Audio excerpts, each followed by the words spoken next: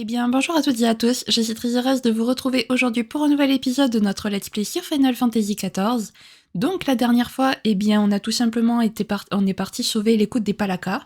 Voilà, on a essayé de sauver un maximum de gens. Bon, malheureusement, il y a un couple en particulier qu'on n'a pas pu sauver, c'était le couple que tout le monde voulait voir en vie. En revanche, on a réussi à sauver leur petit, leur bébé, voilà. Donc après, on est retourné à Arasatan pour faire le pas le plein, mais bon, pour voir la suite.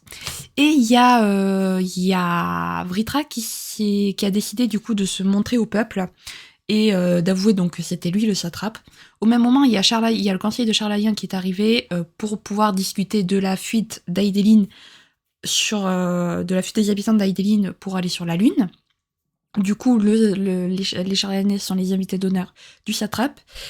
Nous, pendant ce temps, on a été invité par un soldat de l'Astrayonant à le suivre, et on a rencontré un petit peu une espèce de petite coalition là, de plusieurs dirigeants des forces étrangères, donc Limsa, Luminsa, Ishgard, Doma, etc., tous. Et qui nous ont expliqué qu'en fait, ils avaient chacun dans leur région, il y avait un hérésiarque qui avait fait son apparition. Et donc, on demande notre aide pour vaincre les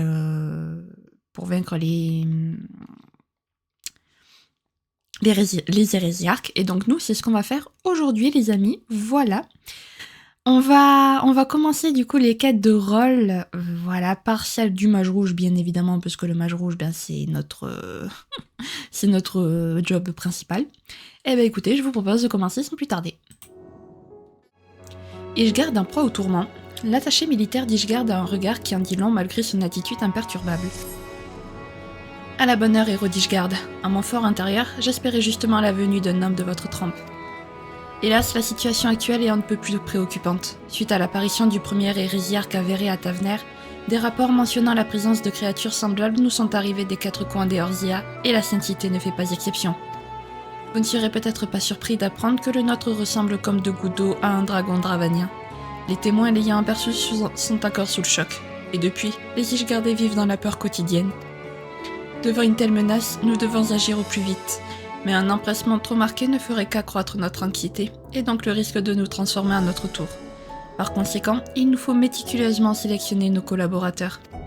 L'essentiel à nos yeux, c'est d'avoir à nos côtés des cœurs vaillants que rien n'effraie, et qui maîtrisent les sorts de magie offensive dont la pratique manque cruellement aux combattants Ishgardais. Messire Xuan, vous avez déjà fait énormément pour notre peuple, et nous ne pourrions imaginer avoir meilleur allié que vous durant cette nouvelle épreuve du destin. Accepteriez-vous de venir encore une fois à notre secours ? Mais oui, c'est là, quoi. C'est pour ça qu'on est là. Comment pourrais-je refuser ? Merci infiniment. Vous serez notre sauveur pour toute l'éternité, même si c'est déjà le cas. Je m'occupe de prévenir mes supérieurs que nous pourrons compter sur votre aide.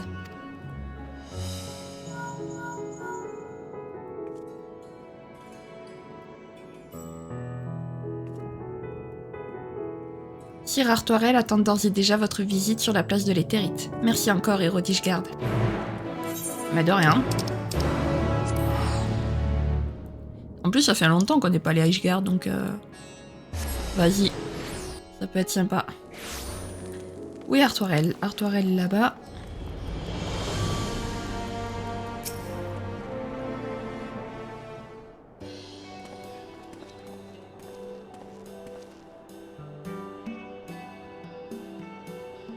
Messire Xuan, quel plaisir de vous revoir. La Sainte-Cité vous est déjà éternellement redevable. Mais à partir d'aujourd'hui, elle le sera encore davantage, quand bien même cela dépasserait l'entendement. Je n'aurais pas su mieux dire. Bienvenue à Ishgard, mon ami.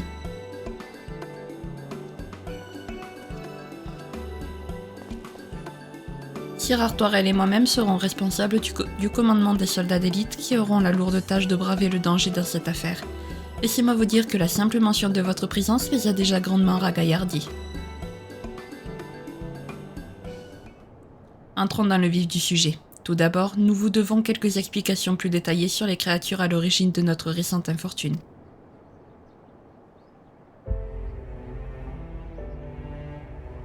Les premiers rapports nous sont parvenus de haut plomb, quelques jours après que les signes de l'apocalypse se sont manifestés à Razatan. Ils nous ont tous décrit la même chose, la même scène. Un homme, un Élésien pour être plus précis, marchait en titubant dans la rue jusqu'au moment où il a semblé être saisi d'une douleur insupportable. Quelques instants plus tard, il s'était métamorphosé en dragon.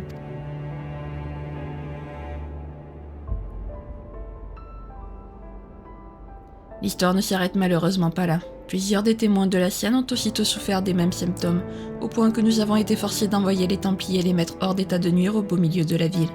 C'était ça, ou risquer d'autres victimes.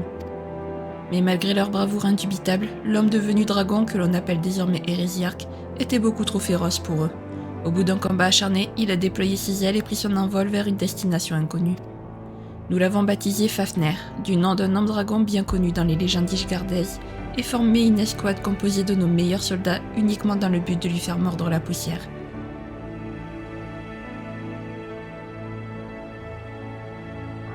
Hélas, pour l'heure, force est de constater que le succès n'est pas au rendez-vous.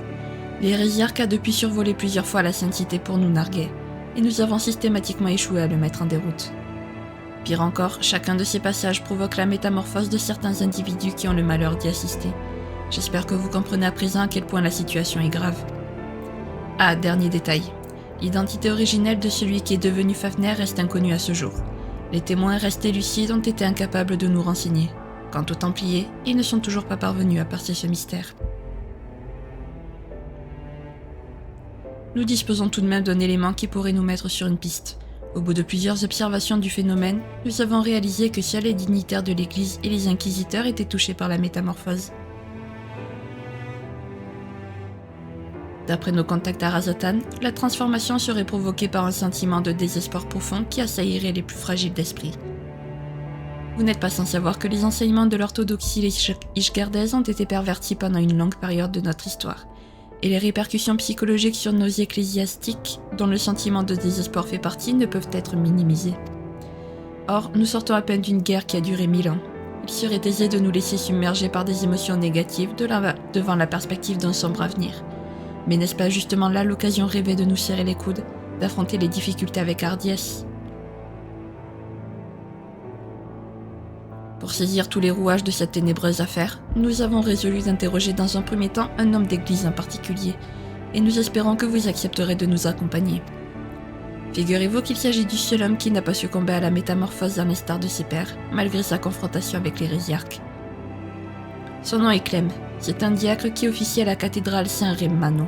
Suivez-nous, il nous y attend en ce moment même.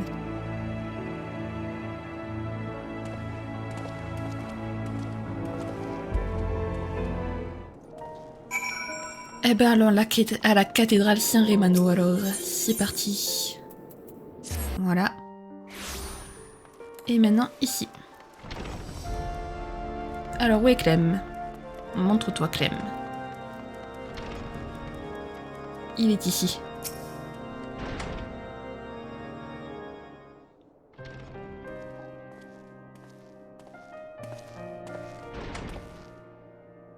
Sir Emric, Sir Artoirel et Rodishgard, votre présence et votre soutien sont grandement appréciés. Je suis Clem, diacre de la cathédrale Saint-Rémano. Malgré votre présence durant les événements funestes du Haut-Plan, vous êtes sains et saufs. Voilà au moins une nouvelle dont nous pouvons nous réjouir. Désormais, notre objectif premier est d'empêcher que les bêtes de l'Apocalypse commettent davantage de dégâts. La moindre information inédite que vous pourriez nous fournir sera d'une valeur inestimable. Je suis conscient que cette discussion risque de vous mettre mal à l'aise, mais nous devons en passer par là pour le salut d'Ishgard. Nous vous écoutons, Clem.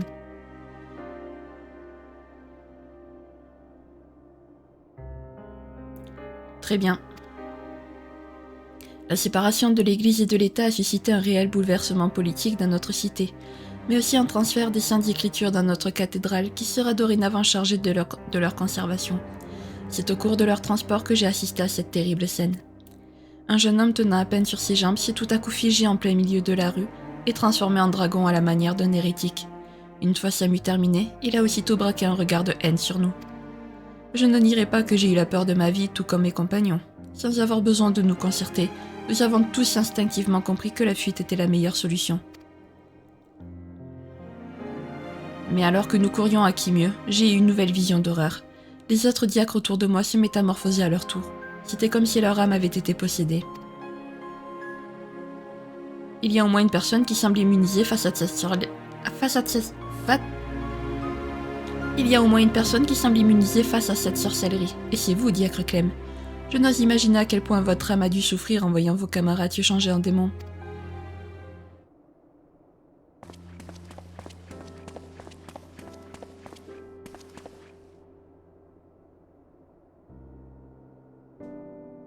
Monsieur Vartinois. Pardonnez mon intrusion, mais depuis la tragédie qui s'est déroulée au Haut-Plan, nos diacres ne parlent plus que de votre visite. J'ai donc pensé que la moindre des politesses était de venir vous présenter mes respectueux hommages, ainsi que mes remerciements les plus sincères. Je ne crois pas exagérer en disant que vous êtes désormais le seul espoir de survie pour l'ordre ecclésiastique Ishgardais. Soyez certains que nos prières accompagneront chacun de vos plans, mes enfants. Que Alon vous bénisse et vous protège, et s'il y a quoi que ce soit que nous puissions faire pour hâter votre succès, n'hésitez jamais à nous le faire savoir. Vos encouragements nous touchent beaucoup, monsieur Vartinois. Merci infiniment.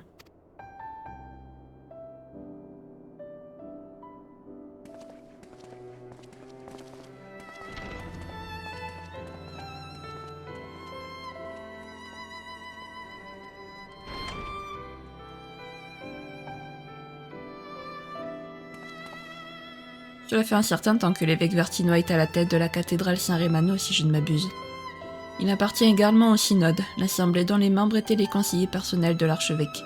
À présent que ce titre n'est plus attribué à aucun ecclésiastique du Saint-Siège, elle est de facto la plus haute autorité religieuse d'Ishgard. C'est exact. Nous avons d'ailleurs été très heureux de constater que malgré ses nouvelles responsabilités, monsieur Vartinois n'avait rien perdu de sa bonté de cœur. Il sert d'exemple à tous les diacres de cette cathédrale. Personne ne peut se targuer d'être hors de danger dans cette situation, pas même moi qui ai échappé à la métamorphose. Aujourd'hui plus que jamais, mes compagnons et moi devons faire preuve de solidarité les uns envers les autres. À ce propos, j'aurais justement un service à vous demander, si vous acceptez de poursuivre cette conversation encore un peu.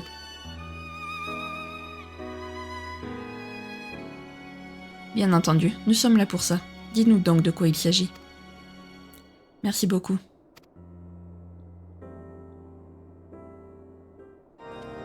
Alors, qu'est-ce qu'il y a ? Eh bien, il se trouve que les événements récents ont eu des répercussions inattendues sur notre diocèse. Après avoir appris que la métamorphose semblait principalement toucher les plus fervents d'entre nous, certains ont décidé de s'éloigner de la sainteté sans préavis. Pour ma part, je dirais qu'ils ont agi sans réfléchir.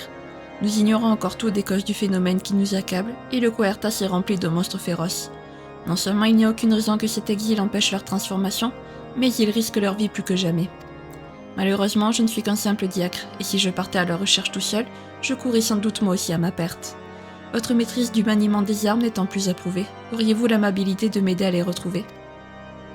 Naturellement, vous pouvez compter sur nous. Avez-vous une idée de l'endroit où ils se trouvent ? Oui, d'après les témoins qui les ont aperçus, ils se dirigeaient vers les hautes terres du Coertas occidental. Ils auront probablement trouvé refuge dans les maisons abandonnées des bergeries de Gorgagne ou des Pruches. Dans ce cas, je suggère que nous nous partagions le travail afin de les retrouver au plus vite. Sir Artoirel et moi nous chargerons de fouiller les Pruches. Shin, si vous voulez bien suivre le diacre Clem aux bergeries de Gorgagne. Bonne chance et à tout à l'heure.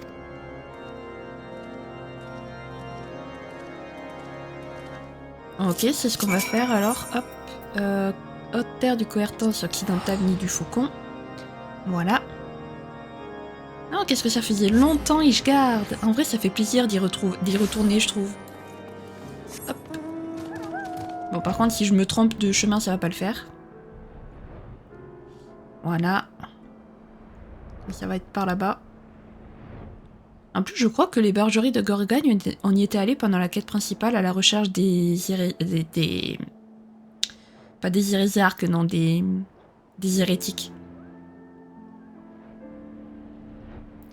Il me semble. Si mes souvenirs sont bons. Bon alors. C'est à l'autre bout de la Terre. On adore. Mais je pense que le mieux après aussi pour peut-être avoir une chance contre lui, c'est peut-être de trouver qui c'était. Je ne sais pas. Mais déjà, faut le retrouver déjà avant tous les hérésiarques. Mais un dragon quand même. C'est marrant qu'il se soit transformé en dragon. Au moins, vous me direz, il ressemblera plus à quelque chose que Kalzal qui s'est transformé en un truc difforme.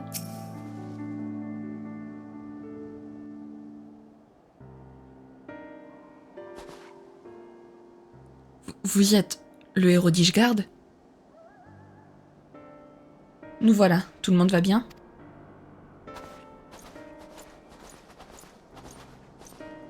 Oui, Alansol, Will sont tous sains et saufs.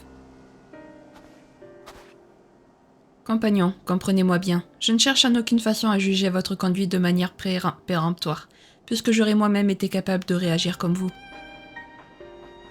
Cependant, l'heure est grave, et vous devez user de votre raison. Rien ne prouve que votre fugue empêcherait la malédiction des bêtes de l'Apocalypse de s'abattre sur vous. Monseigneur Vertinois se fait un sang d'encre depuis votre départ, et vous prie de bien vouloir rentrer dès maintenant. Sir Emric et Sir Artoirel en personne, ainsi que le héros d'Ishgard sont là pour vous escorter jusqu'à la cathédrale, où vous serez officiellement mis sous protection. Acceptez-vous de nous suivre?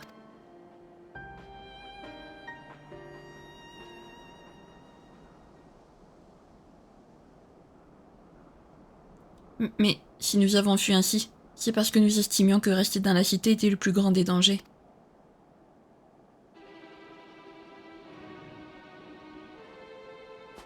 De toute façon, tout ceci est de votre faute, Emric de Borel.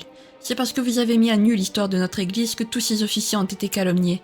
Et maintenant, ils seront discrédités pour toujours par les citoyens qui verront le diable en eux.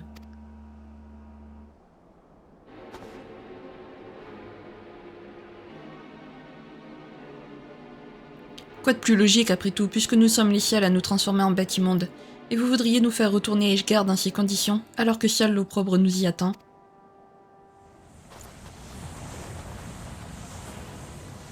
Mais qu'est-ce que... Non, non, non et non, je n'ai rien fait de mal. Rien, vous m'entendez?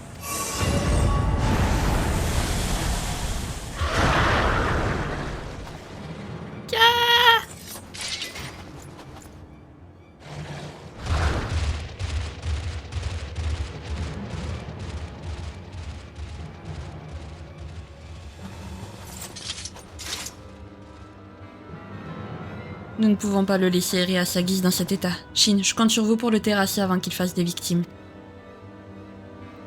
Pendant ce temps, nous tâcherons d'éviter que ses compagnons se laissent emporter par leurs émotions de la même manière. Je vous en prie, dépêchez-vous.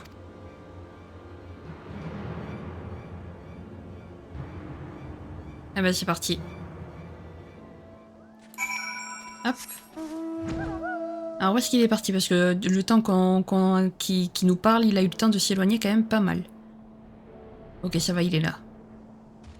Au moins, ce qui est bien, c'est que le Coertas occidental, il est pas très fréquenté, donc il y a peu de chances qu'il y ait des réactions en chaîne, quoi. Ou que des gens soient attaqués. C'est ça qui est bien au moins.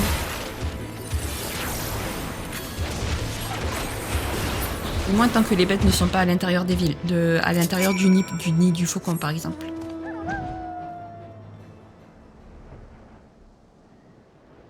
Et ben voilà. C'est réglé en 2 temps 3 mouvements.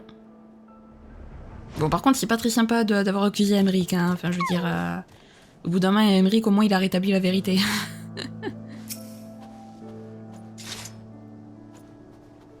Shin, est-ce que ça va? Mais oui, t'inquiète. Je comprends, vous n'aviez pas le choix. C'est plutôt moi qui devrais m'excuser de vous avoir placé dans une situation aussi difficile. Par bonheur, cette bête n'aura eu le temps de faire de mal à personne. De notre côté, Clem est parvenu à convaincre les autres diacres de retourner à la Sainte-Cité, où ils seront de toute évidence davantage en sécurité. Il ne nous reste plus qu'à les y escorter, après quoi nous nous réunirons en compagnie de Sir Artoirel pour discuter de nos actions à venir. Notre quartier général sera la salle des opérations du palais de l'Ordre du Temple. C'est là que nous nous rassemblerons pour discuter de notre stratégie face à l'hérésiarque et aux bêtes de l'Apocalypse. Vous n'aurez qu'à vous adresser à l'aide du capitaine général afin qu'il vous y conduise.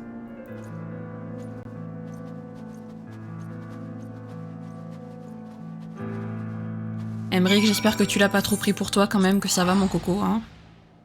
Parce que lui, il est doué pour faire genre que tout va bien alors que pas forcément. Allez, l'ordre du temple, qui est tout en haut, ici. L'homme, d'ailleurs, l'homme qui s'est transformé en dragon, c'est celui qu'on a vu dans la cinématique où Erenville était à Ishgard. Allez. Oh, le conte de Fortan. J'ai cru lire le conte de Fortan.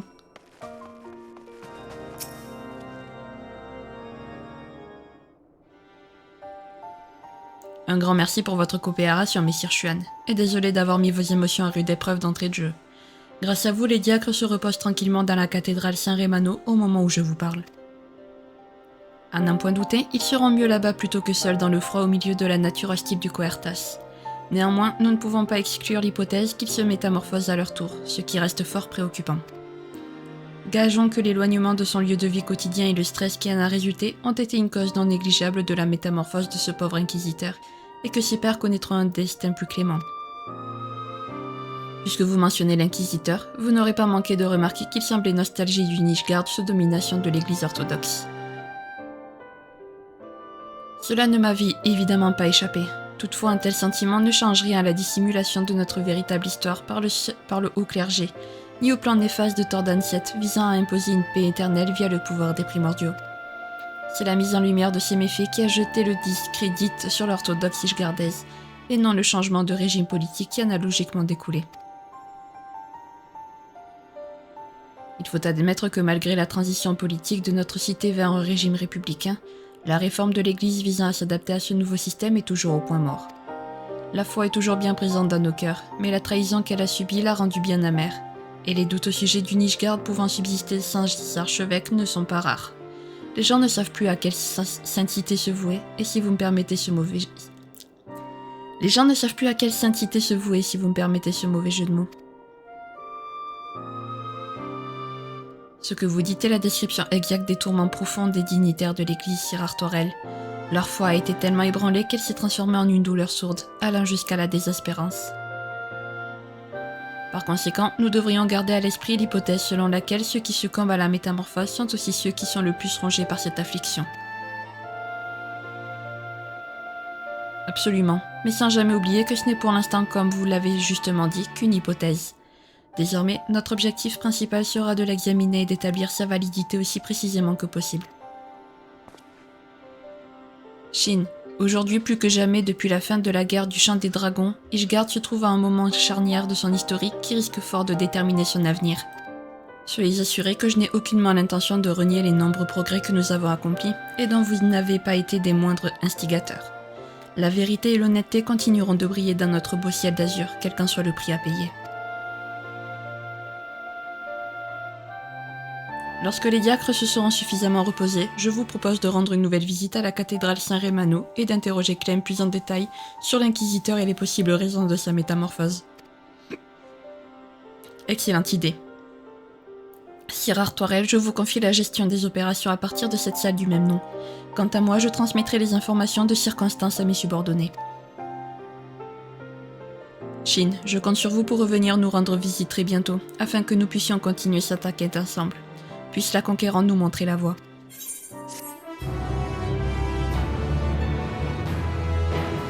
Bah t'inquiète, on va te rendre visite pas plus tard que maintenant. Ni pardon, ni salut. Arthorel attend le rapport de Clem. Messire Xuan, j'ai du nouveau à vous communiquer. Après s'être suffisamment remis de leurs émotions, les ecclésiastiques que nous avons secourus ont été interrogés par Clem, qui ne devrait pas tarder à nous rejoindre pour nous faire son compte-rendu.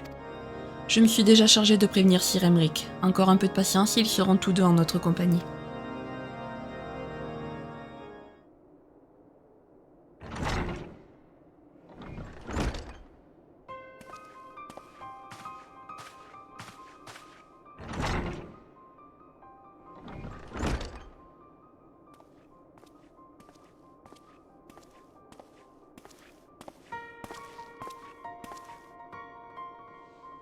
Merci de vous être déplacé jusqu'ici, diacre Clem. Nous sommes tous impatients de découvrir ce que vous avez appris depuis notre retour à Ishgard. C'est moi qui vous remercie pour votre aide. Je serai très heureux de pouvoir me rendre utile à mon tour. J'en viens tout de suite au fait, si vous le permettez. Nous savons déjà que les compagnons du malheureux inquisiteur qui a trouvé la mort aux bergeries de Gorgagne étaient tous deux membres de notre archevêché. Pour l'heure, il semblerait qu'ils aient décidé ensemble de refaire leur vie loin de la Sainte Cité, afin d'éviter l'hostilité d'une partie de nos concitoyens suite au mensonge du Saint-Siège. Est-ce exact? Oui, je peux vous le confirmer. Avant que le fracas des révélations sur la falsification de notre histoire ne s'abatte sur eux, la foi des Ishgardais n'avait d'égal que leur confiance envers les dignitaires de l'Église. Leur rancune est donc proportionnelle à l'amour qu'ils éprouvaient autrefois. En un sens, les diacres comme moi ressentent exactement la même chose. Nous aussi avons été trompés pendant de nombreuses années par des supérieurs en lesquels nous croyons plus qu'en nous-mêmes. Comment aurions-nous pu risquer de provoquer la discorde en les remettant en cause? Je comprends parfaitement ce que vous voulez dire. Mais hélas, nombre d'Ishgardais estiment que ceux qui ont péché à leurs yeux doivent désormais rendre des comptes. C'est une réalité à laquelle nous ne pouvons pas nous soustraire. J'aurais une autre question plus personnelle à vous poser si vous le permettez. Comment avez-vous vécu l'immédiate après-guerre du Chant des Dragons, et à quel point estimez-vous que vos pères partageaient votre point de vue?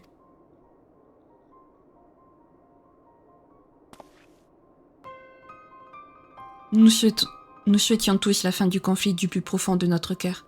Mais à mon humble avis, aucun d'entre nous ne pouvait imaginer que la situation évoluerait de la sorte.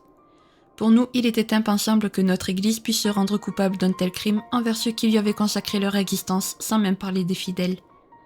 Il nous a fallu un certain temps pour réaliser à quel point nous avions été trompés, vous savez. Puis chacun a dû affronter les sentiments de tristesse et d'impuissance qui l'assaillaient jour et nuit. C'était comme une perte de repères après la disparition d'un être aimé. J'essaie de résister autant que possible à cette pensée impure, mais parfois, je ne peux m'empêcher de présumer que Alon nous a abandonnés, et je sais que je ne suis pas le seul.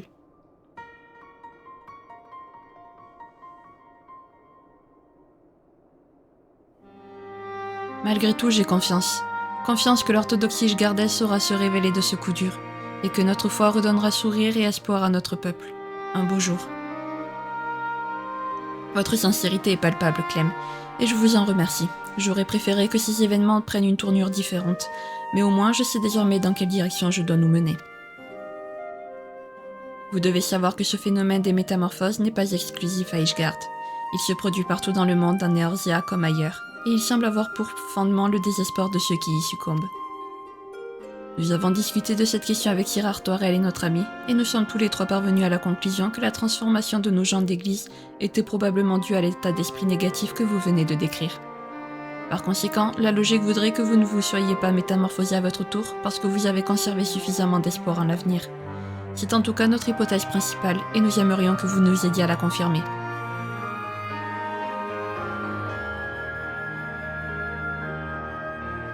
Je vois, si mon humble participation peut à terme remettre un peu de joie dans le cœur de mes compagnons d'infortune, vous pouvez compter sur moi à tout moment du jour comme de la nuit. Merci Clem, je ne doute pas un instant que nous atteindrons notre but plus facilement avec vous à nos côtés. Mais il nous reste un mystère complet à élucider, la véritable identité de Fafnir l'hérésiarque. S'agirait-il d'un homme de foi encore plus consumé par le chagrin que quiconque? Ou bien se pourrait-il qu'il y ait une autre raison à son élection, si je puis dire? Je l'ignore, je ne l'ai aperçu qu'un court instant avant qu'il n'entame sa mue, mais j'ai eu le temps de remarquer qu'il était vêtu comme un miséreux. Si je devais me risquer à une affirmation, j'aurais tendance à dire qu'il ne s'agissait pas d'un dignitaire de l'Église. D'après les rapports que nous avons reçus de Razatan, le comportement d'un hérésiarque est grandement influencé par son caractère du temps où il était humain, ainsi que les souvenirs qui l'ont marqué. En suivant ce principe, je pense que nous devrions enquêter dès maintenant sur cet homme qui s'est métamorphosé en Fafnir. Plus nous en saurons à son sujet, plus nous aurons de chances de le mettre hors d'état de nuire.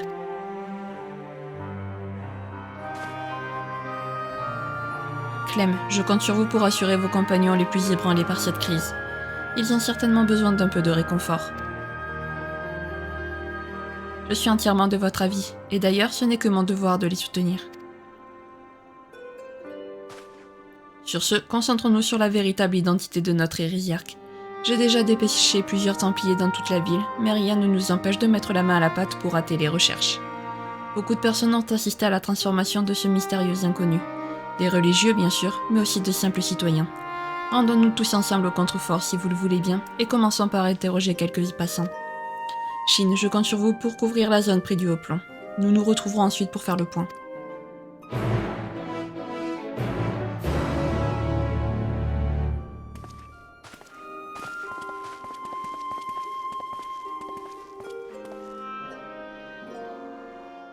Très bien.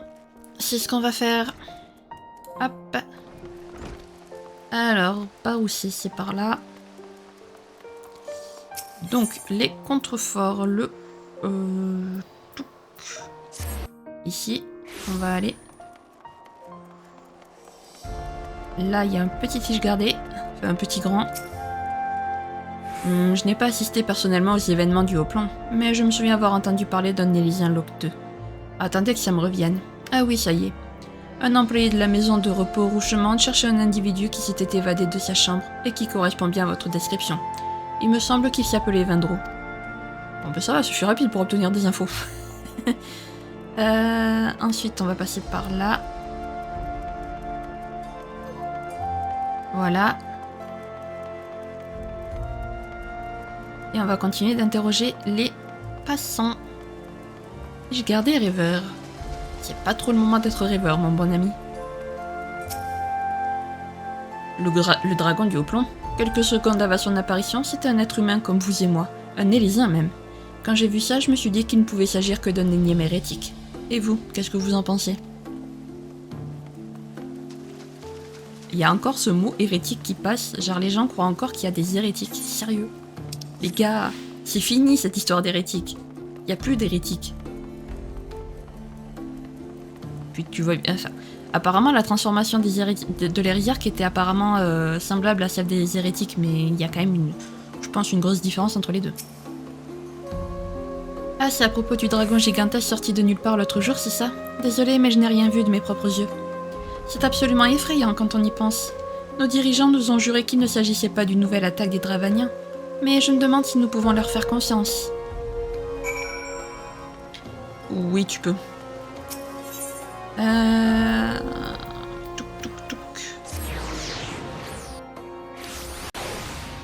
On va passer par là. Et ils sont là-bas. Bon, du coup, à part le gars là qui nous a dit qu'apparemment il était à la maison Rouchemande d'avant, il n'a rien appris d'autre. Eh bien, Chine, qu'avez-vous découvert au cours de vos rencontres? Pas grand-chose. Voilà un indice de taille. Cet homme à haillons se serait donc échappé de la maison de repos Rouchemande qui se trouve dans le quartier d'Azuré. De mon côté, j'ai également recueilli plusieurs témoignages mentionnant un Élysien titubant dans la rue le regard vague et pas suffisamment bien vêtu pour parer au froid du Coertas. En regroupant toutes nos informations, il paraît logique qu'il ait été dans cet état s'il venait tout juste de quitter sa chambre de soins.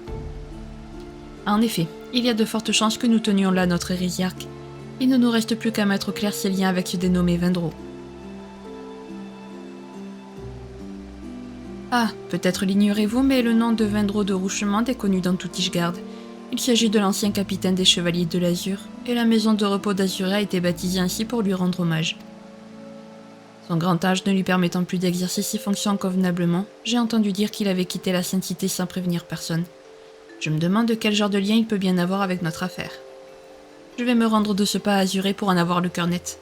Veuillez m'attendre à Brouillas, je vous y rejoindrai dès que possible avec quelqu'un de confiance qui devrait pouvoir nous renseigner.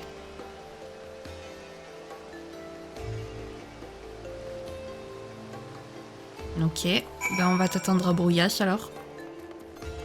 C'est parti. Tac.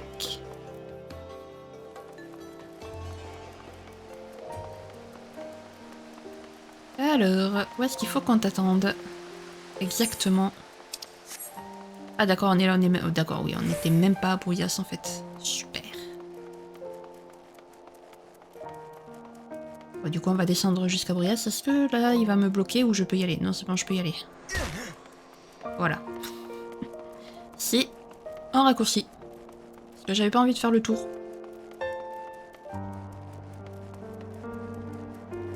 Tac, tac, tac, tac, tac, tac, tac. J'aime bien parce que, alors vous l'entendez pas parce que c'est bas, mais à chaque fois que je cours, j'entends le petit Mistel courir. J'entends la petite mascotte courir, ça me fait rire. Alors. J'espère qu'Artorel a trouvé quelqu'un, comme il a dit. Sir Emric, Messire Chuan, je vous présente Lovric, qui était chargé de subvenir aux soins du fameux Vendro à la maison de repos Rouchemande. Je ne sais pas si je pourrais vous être utile, mais avez-vous au moins retrouvé Vendro? Je crains de plus en plus qu'il ne lui soit arrivé malheur. Hélas, non, et j'en conclus donc que vous n'avez aucune idée de l'endroit où il pourrait se trouver. Pourriez-vous nous donner quelques détails à son sujet, afin de faciliter nos recherches, s'il vous plaît? Oui, bien sûr, c'est un homme assez jeune qui avait été sauvé par des Templiers postés dans les hautes terres du Coertas central. Cependant, les médecins locaux ont constaté qu'il avait besoin d'être pris en charge plus longuement, alors ils l'ont transféré dans notre maison de repos. Un homme assez jeune. Si je comprends bien, vous confirmez donc qu'il ne s'agit en aucun cas du célèbre Vendro de Rouchemande. L'ancien capitaine des Chevaliers de l'Azur? Bien sûr que non, ça se verrait comme le nez au milieu de la figure.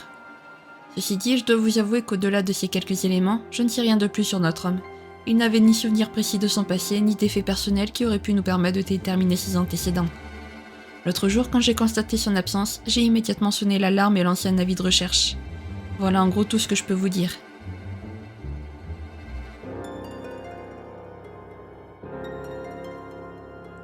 Lovric, je suis au regret de vous informer qu'il y a de fortes chances pour que Vendro soit l'homme qui s'est récemment transformé en Fafner, l'hérésiarque qui sévit dans notre région.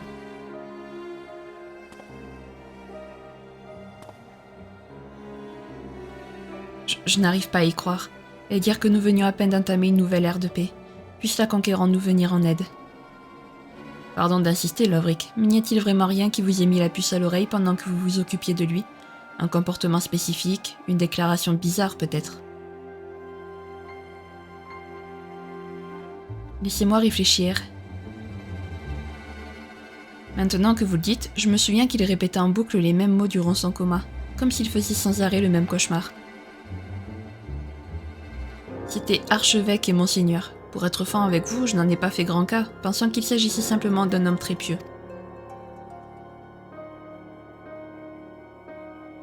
Je vois. Merci pour votre collaboration, Lovric. Comptez sur nous pour vous tenir informé dès que possible de l'évolution de notre enquête.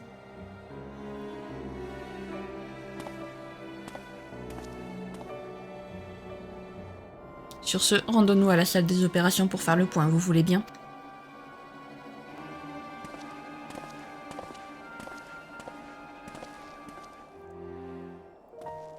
Qu'est-ce qui se passe encore? Donc, soit c'est un homme pieux, soit c'est un ancien dignitaire de l'église qui a perdu la mémoire, peut-être qui s'est enfui quand les mensonges de l'église ont été révélés parce qu'il n'a pas pu le supporter et il a dû peut-être se faire attaquer par des monstres ou quelque chose et il a perdu la mémoire, peut-être. Alors je vous le dis, je ne connais absolument pas cette quête, donc tout ce que je dis c'est de la pure et dure supposition de ma part, hein, vraiment. Parce que cette quête je ne l'ai jamais faite, donc je ne peux pas vous dire. Enfin, les suppositions que je fais peuvent être fausses, quoi.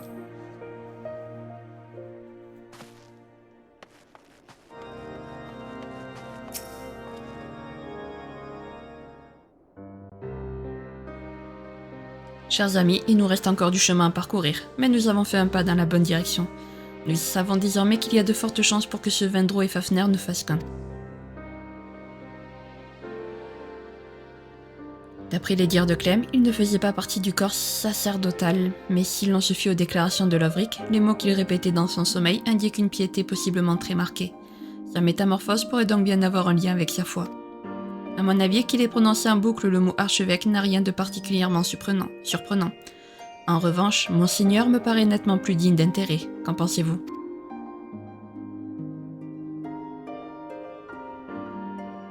Seule une partie infime des prélats de l'église orthodoxe d'Ishgard peuvent prétendre à ce titre. Je suppose que nous devrions consacrer la prochaine étape de notre enquête à les interroger à leur tour. En ce qui concerne Monseigneur Vartinois, le supérieur hiérarchique de Clem, ce dernier devrait pouvoir nous organiser un entretien avec lui dans les plus brefs délais. Excellente idée, mais j'ai bien peur qu'il soit plus occupé que vous ne semblez le penser. Dans tous les cas, nous n'aurons qu'à patienter jusqu'à ce que notre ami diacre nous contacte. Merci pour votre aide, Shin. Nous nous reverrons très bientôt. Très bien.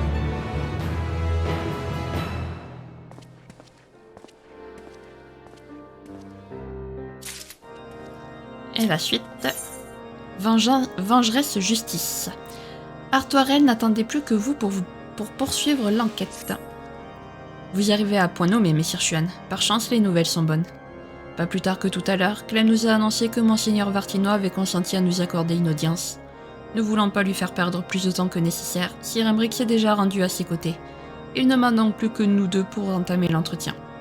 Espérons que notre évêque saura nous expliquer pourquoi cet homme qui s'est métamorphosé en hérésiarque et qui a hérité du même nom que l'illustre Vendro de Rouchemande appelait un certain Monseigneur dans son sommeil.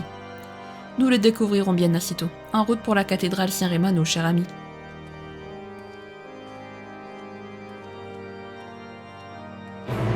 Eh ben en route.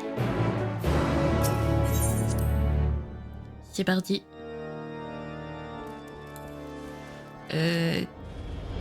Hop, par là. Si je me perds, ça va pas le faire. Là. Et du coup, cathédrale Saint-Rémano. J'allais dire collège Saint-Rémano, je sais pas pourquoi. Parce que c'est pas un collège. Merci à tous de nous avoir rejoints aussi vite. Malheureusement, je suis au regret de vous faire savoir que Monseigneur Vartinois a été forcé de s'absenter au même moment où je lui annonçais votre venue. Il m'a simplement dit qu'il devait sortir un moment sans me donner plus de précision. Vartinois, tu commences à être bizarre là. Je ne pense pas qu'il compte vous faire patienter longtemps, mais si vous êtes pressé, vous pouvez le rejoindre dès maintenant. Il n'est certainement pas parti bien loin, et après tout, vous ne seriez pas là s'il ne vous avait pas lui-même invité. Puisque vous le proposez, nous acceptons votre offre. Chaque seconde compte dans la situation où nous nous trouvons, et je ne voudrais pas prendre le risque que Monseigneur Vartinois subisse un quelconque malheur à son tour. Séparons-nous pour le retrouver plus rapidement. Vartinois, ne serais-tu pas en train par hasard de fuir cette conversation qui pourrait potentiellement te concerner? Hein? Parce qu'après tout, on t'appelle, Monseigneur, donc peut-être que c'est toi qui l'appelais dans son sommeil. En tout cas, il est pas là. Où est-ce qu'il pourrait être, le monsieur? Vartinois, tu es là. Ah, c'est Artoirel qui l'a trouvé avant nous. Et Héros d'Ishgard, c'est bien aimable de votre part d'être venu aussi vite. Monseigneur Vartinois, nous avons accouru dès que vous nous en avez donné la permission, mais nous ne voudrions pas vous gêner dans vos obligations. Ah, voilà Sir Emric et Clem.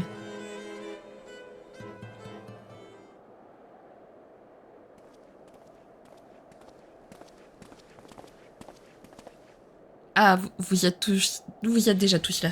Justement, je m'apprêtais à aller vous accueillir. Veuillez nous excuser d'avoir pris les devants, mais le temps joue contre nous. Comme vous le savez, nous sommes à la recherche de toute information qui nous permettrait de lever le voile sur le passé de ce jeune homme prénommé Vendro. Le connaissiez-vous? Vendro? Je suis désolé, mais hormis Sir Rouchemande, l'ancien capitaine des Chevaliers de l'Azur, je n'ai jamais rencontré personne qui porte ce prénom. Quant à ce fameux jeune homme, puisqu'il a mentionné l'archevêque ainsi qu'un certain Monseigneur dans son sommeil, il doit s'agir d'un fervent adepte de l'Église orthodoxe. À ma qualité d'évêque, je ne peux que m'en réjouir et prier pour que sa foi l'aide à endurer ses souffrances.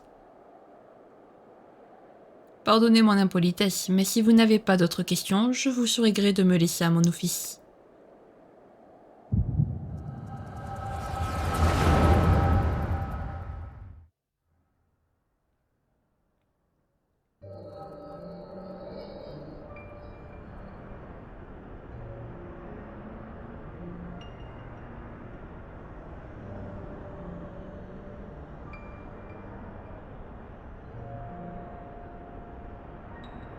C'est moi qui hériterai de la mission de l'archevêque, et moi seul. Tout est prêt comme vous l'avez requis, Monseigneur Vartinois, mais êtes-vous certain que nous sommes sur la bonne voie? Absolument. D'après le compte-rendu de Sir Emric, son éminence avait l'intention de revigorer la foi orthodoxe grâce au pouvoir des primordiaux. J'ai d'abord douté que cela soit possible, mais de toute évidence je me trompais. Lorsque le synode a été chargé de mettre de l'ordre dans les effets personnels de Tordansiet, je suis tombé sur une note écrite de sa main. Il y était mentionné qu'avec suffisamment de prières et des terres dirigées vers l'œil du dragon, des divinités salvatrices pouvaient être invoquées. Et c'est ici à Azisla que sommeille une énergie comparable. L'épée sacrée et ce pantin sans âme, artefact à la Gua que le destin a bien voulu mettre entre nos mains, seront la clé de notre succès.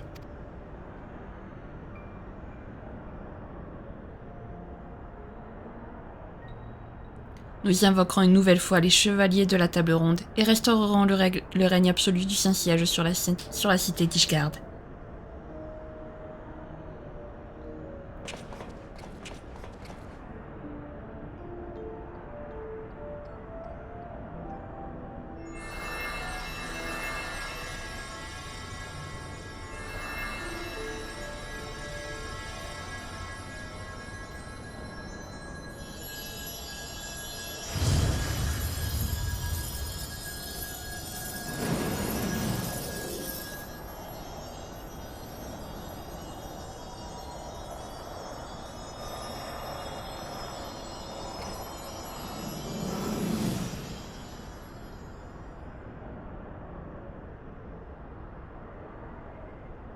Quoi? Un vulgaire ilysin?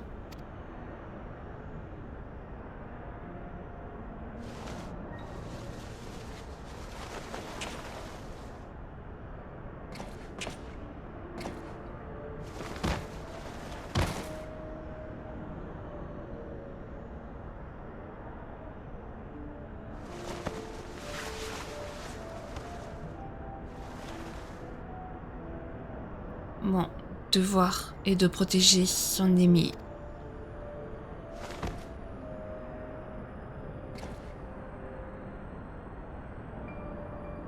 Ce n'est pas possible. Quelle pitié. Pourquoi les véritables chevaliers de la table ronde ne se montrent-ils pas comme prévu? Il suffit. Je vais immédiatement retourner à la Sainte-Cité pour étudier les notes de Tordancia de plus près. La prochaine fois sera la bonne, car de toute manière, je ne tolérerai plus aucun échec. Attendez, monseigneur, que devons-nous faire de cette chose? Disposez-en comme vous voudrez. Elle n'est plus bonne à rien.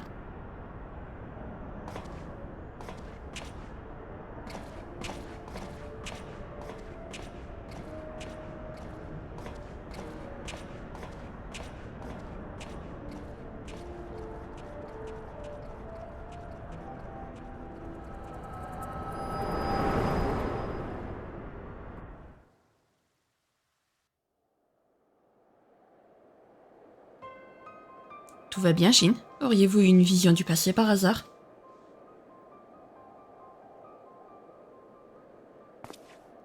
Une nouvelle invocation des chevaliers de la table ronde? Par Alon, mais...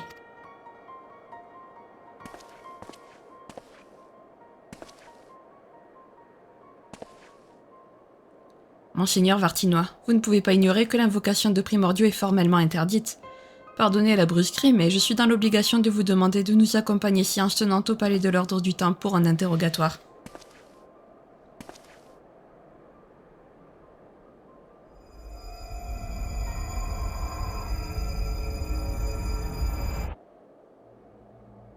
Auriez-vous l'intention de me mettre au fer, alors que j'ai consacré mon existence entière à répandre la piété au sein de notre peuple? N'est-ce pas plutôt vous qui êtes les premiers responsables de nos maux? Vous qui avez réduit l'Église à néant en imposant en marche forcée votre nouveau système? Comment croyez-vous œuvrer pour le bien de notre nation en niant le fondement qui la soutient depuis sa création? Je ne veux pas d'un peuple qui aurait perdu la foi, et je refuse de voir Ishgard dirigé par des impies comme vous. Ah!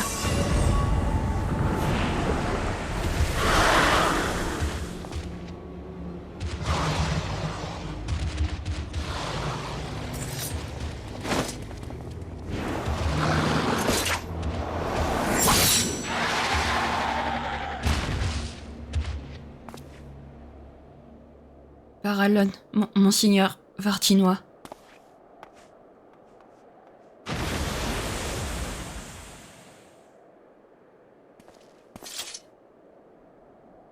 Lui non plus ne nous a pas laissé le choix. Paix à son âme.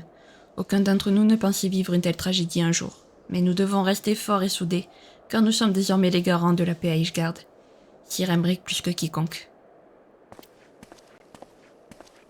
Laissez-moi me charger de la situation ici. Au-delà du rapport indispensable que je m'occuperai de transmettre aux autorités compétentes, quelqu'un doit absolument rester auprès de Clem afin qu'il ne sombre pas à son tour dans le désespoir. Profitez-en pour retourner au palais de l'ordre du temple et prenez un moment pour vous reposer. Après toutes ces émotions fortes, vous devriez en avoir besoin. Nous nous reverrons bien assez tôt.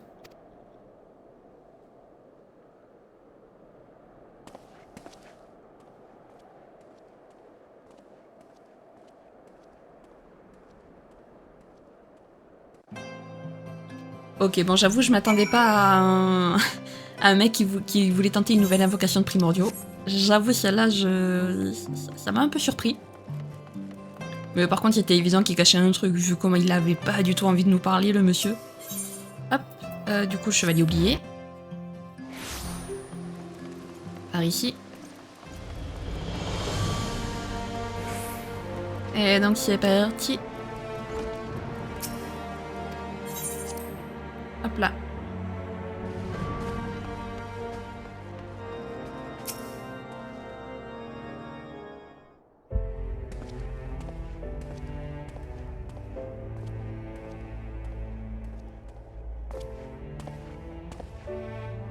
Comment va Clem, Sir Artoirel? Il se repose au dortoir de la cathédrale. Comme nous pouvions le prévoir, la scène d'horreur que nous avons vécue a causé en lui un choc psychologique de grande ampleur. Heureusement, il devrait bientôt être à nouveau sur pied puisqu'il n'a pas été physiquement blessé. Cependant, je ne vous cacherai pas que je crains de plus en plus pour sa santé mentale. Ce n'est pas la première fois qu'il assiste à la métamorphose de notre ecclésiastique, comme lui en bête de l'Apocalypse. Il a fait preuve d'une immense force de caractère jusqu'à présent. Oui, espérons qu'il continue dans cette voie. Néanmoins, je dois admettre que je ne m'attendais pas à ce qu'un membre du synode succombe à la métamorphose, et encore moins à ce qu'une telle catastrophe se déroule sous mes yeux.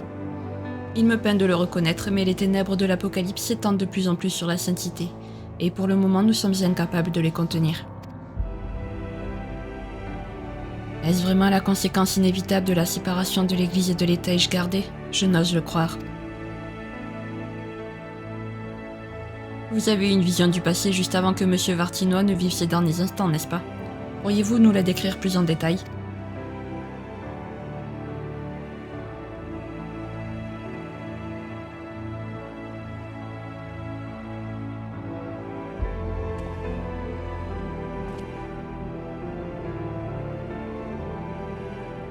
Provoquer le retour des chevaliers de la table ronde à l'aide de la technique de clonage mise au point par les Alagois. Quel projet insensé! Cependant, vous dites que M. Vartinois n'était parvenu qu'à insuffler la vie dans un clone à forme humaine, c'est bien ça? Cet échec est probablement dû à un manque d'énergie éthérée. Ajoutons à cela que le pouvoir de l'œil du dragon a depuis longtemps quitté Ascalon, l'épée sacrée que l'évêque voulait utiliser comme catalyseur. Par bonheur, vous nous avez déjà débarrassé de la triade guerrière, dont Tordensiette voulait faire usage pour accomplir ses sombres desseins. Il était à n'en point douter le modèle de Vartinois. Mais dans ce cas, comment se fait-il que le clone ait pris vie? Ce n'est pour le moment qu'une spéculation de ma part, mais je pense que dans son cas, la cérémonie s'est déroulée avec succès malgré l'insuffisance des terres. Vartinois estimait qu'un clone était indispensable pour servir de réceptacle, et il avait raison. Même s'il n'a réussi qu'à invoquer un seul chevalier, il pourrait vraisemblablement s'agir de notre Vendro. Sir Emric, vous voulez dire que l'homme qui s'est transformé en Fafner était un clone? Ça paraît difficile à croire, mais nous ne pouvons écarter cette possibilité à l'aune de tout ce que nous venons d'apprendre. Évitons toutefois les conclusions hâtives et poursuivons notre enquête. Nous avons besoin d'autres preuves si nous voulons être sûrs de ce que nous avançons. Pour le moment, nous ferions mieux de prendre un peu de temps pour réfléchir à toute l'affaire. Retrouvons-nous ici lorsque tout le monde se sera suffisamment reposé.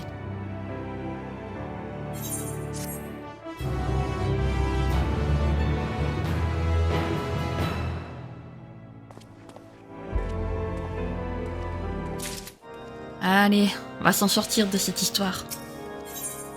Une pieuse résolution, Artoirel continue de réfléchir au moyen le plus efficace pour venir à bout de l'hérésiarque.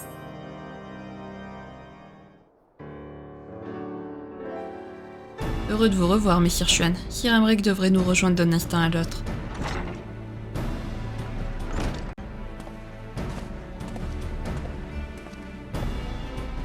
Mes amis, je n'irai pas par quatre chemins. La nouvelle de la métamorphose de Monsieur Vartinois a causé un immense désordre au Saint-Siège. J'ai envoyé des Templiers demander des explications aux hommes qui avaient essayé d'invoquer un primordial à Azisla avec lui. Figurez-vous qu'ils se sont tous déjà transformés en bêtes, sans exception. Inutile de préciser qu'ils n'avaient rien à nous apprendre dans cet état. Ce ne sera donc pas eux qui nous apporteront la confirmation que notre Vendro était un de ces clones issus de leurs expériences. En effet, mais au lieu de nous embourber à cause du manque d'indices sur cet aspect de l'enquête, peut-être devrions-nous tenter de nous renseigner sur la manière dont il est arrivé à la Sainte Cité. Si jamais il apparaît si clairement qu'il y avait été aidé par des complices, dont certains pourraient même être extérieurs au Saint-Siège, nous devrions prendre garde car il pourrait compromettre nos actions contre l'hérésiarque. Dans ce cas, je pense qu'une inspection du continent flottant serait le meilleur point de départ pour œuvrer en ce sens. Je vais m'y rendre et tenter de retrouver la trace du clone. Si vos présomptions s'avèrent correctes, il ne devrait plus y rôder depuis longtemps, et si au contraire je l'y croise, cela voudra automatiquement dire que Vendro et le clone sont deux personnes différentes.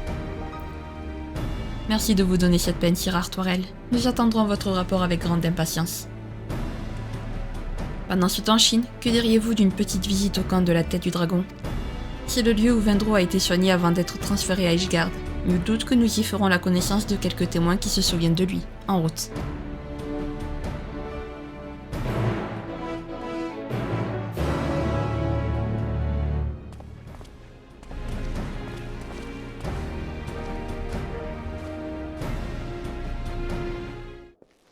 Eh ben c'est parti alors. Camp de la Tête du Dragon.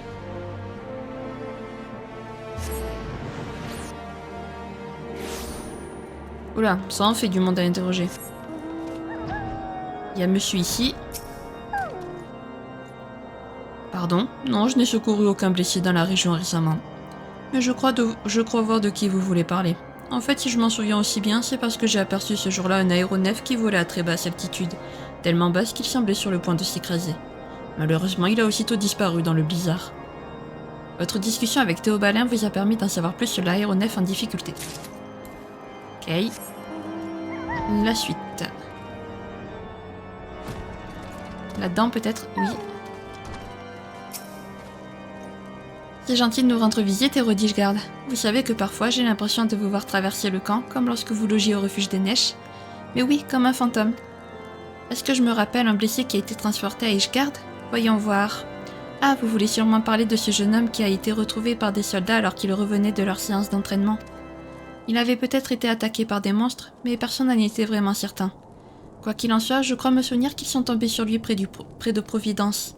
Il a ensuite été pris en charge par le service hospitalier de l'ordre du Temple dès son arrivée ici.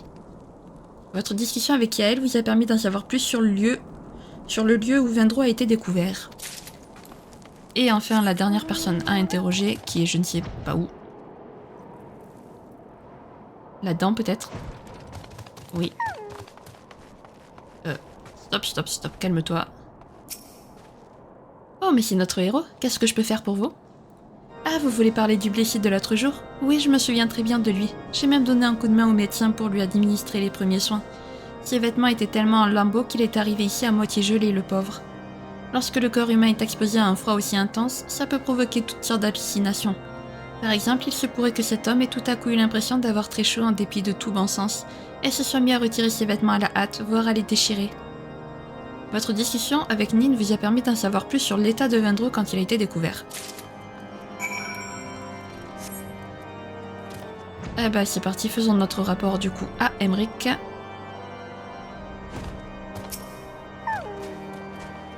Où en sommes-nous, Shin? Avez-vous appris de quoi nous mettre sur la bonne voie? Tiens, voici 3 témoignages. Tiens donc, cette histoire d'aéronef sur le point de s'écraser me met la puce à l'oreille. Si vous voulez mon avis, nous ferions bien de l'étudier sous tous les angles. En premier lieu, assurons-nous qu'un accident s'est réellement produit. Ensuite seulement, nous tenterons de découvrir si cet aéronef a un quelconque rapport avec Vendro. Nous allons explorer Providence à dos de chocobo noir afin de passer rapidement la zone au peigne fin. Allons-y. Si vous êtes prêts à partir, je le suis également. Allez, c'est parti. Oui. Alors, voyons voir. Ça fait longtemps qu'on n'avait pas monté en chocobo, dis donc. Très longtemps.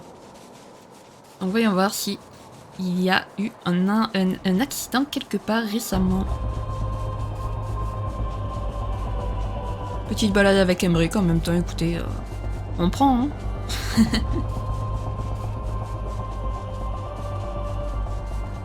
Providence, nous y voici. Donc, c'est là où on va voir s'il y a vraiment eu un accident. Aucun signe de l'aéronef par ici. Continuons un peu en direction du nord-est. Ok. On te suit, Aymeric, on te suit. En tout cas, cet endroit a l'air d'être un peu en ruine quand même.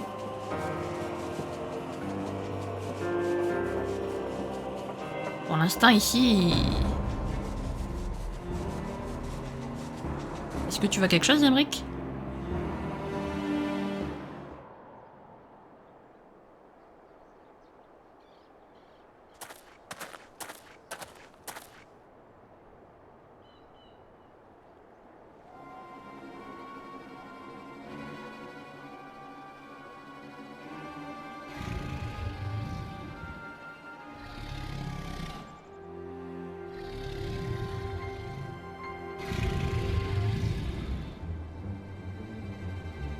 C'est lui, c'est l'hérésiarque Fafner.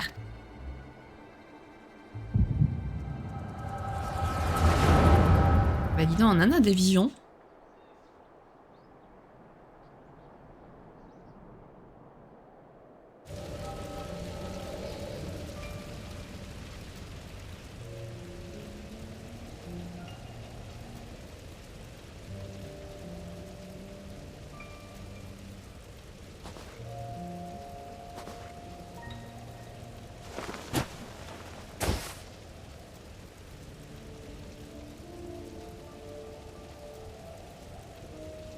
Je dois protéger son éminence.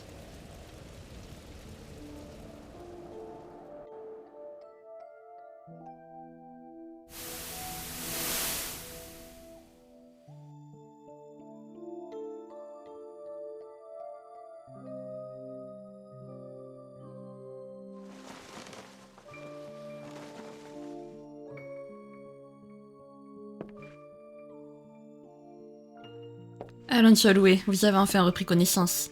Nous commencions à craindre que vous resteriez pour toujours dans le coma, vous savez. Comment vous sentez-vous? Pourriez-vous me donner votre nom ainsi qu'éventuellement votre maison d'allégeance, si vous avez la force de parler, bien sûr.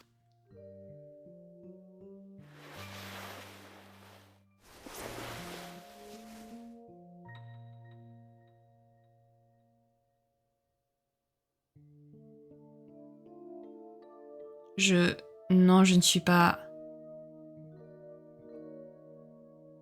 Tellement de noms différents se bousculent dans ma tête. Velgin, Paulecrin, Herménost, Ignaciel. Et aussi plusieurs voix qui me répètent sans cesse « Mais non, mais non !» J'ai l'impression de porter tous ces noms à la fois, mais qu'aucun n'est vraiment le mien. Vous êtes sûr que ça va?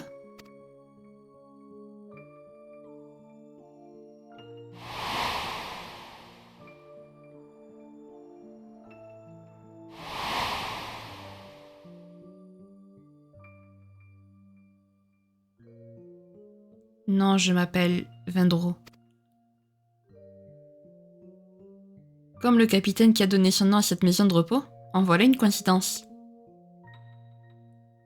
Vendro, je ne voudrais pas vous forcer la main, mais y a-t-il autre chose dont vous vous souvenez? Encore une fois, pas besoin de faire d'efforts inutiles si vous vous sentez trop affaibli, d'accord?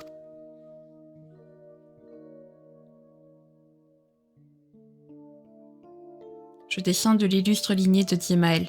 Non, je suis un pieux ecclésiastique et j'ai foi en la vérité révélée de l'orthodoxie gardaise. Je veux me battre, ou étudier la magie, ou peut-être simplement discuter avec mes camarades autour d'un bon feu, ou tout à la fois. J'avais beau faire tous les efforts du monde, je n'étais qu'un homme de piètre naissance. Elle m'a empêché de devenir capitaine général des Templiers, mais son éminence m'a offert une seconde chance. C'est alors que je lui ai prêté serment. Quoi qu'il advienne de mon vieux corps, mon épée le servirait à tout jamais, alors qu'il pourfende le mal travagnien et fasse régner la justice. Oui, c'est ça. Je dois rester aux côtés de son éminence. C'est mon devoir de chevalier de l'azur. Chevalier de... Sans vouloir vous offenser, ce n'est pas vraiment ainsi que je vous aurais décrit. Malheureusement, j'ai bien peur que vous ayez perdu une bonne partie de votre mémoire. Les chevaliers de l'azur ont tous disparu, et l'archevêque Tordansiette n'est plus de ce monde.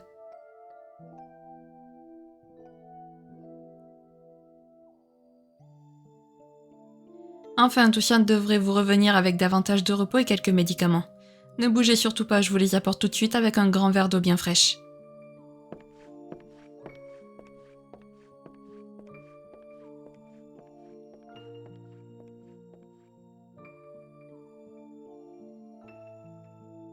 L'archevêque n'est plus de ce monde? Mais c'est impossible. Si tel était réellement le cas, je serais mort avec lui. Je dois partir d'ici pour découvrir la vérité, par moi-même.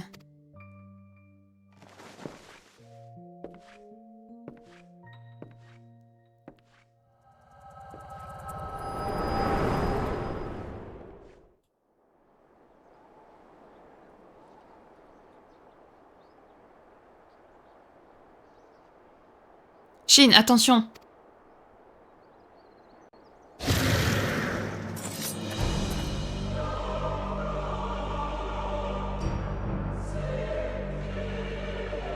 Pour la grande gloire de Tordan.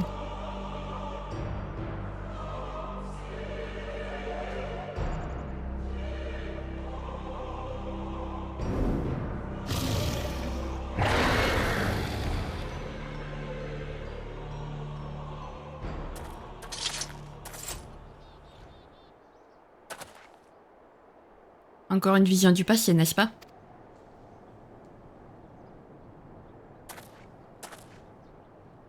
Je m'en doutais. Retournons immédiatement à la salle des opérations. Sir Artoirel doit avoir terminé sa part de l'enquête. Et je suis sûre qu'il nous en voudrait si nous discutions de l'expérience que vous venez de vivre sans lui.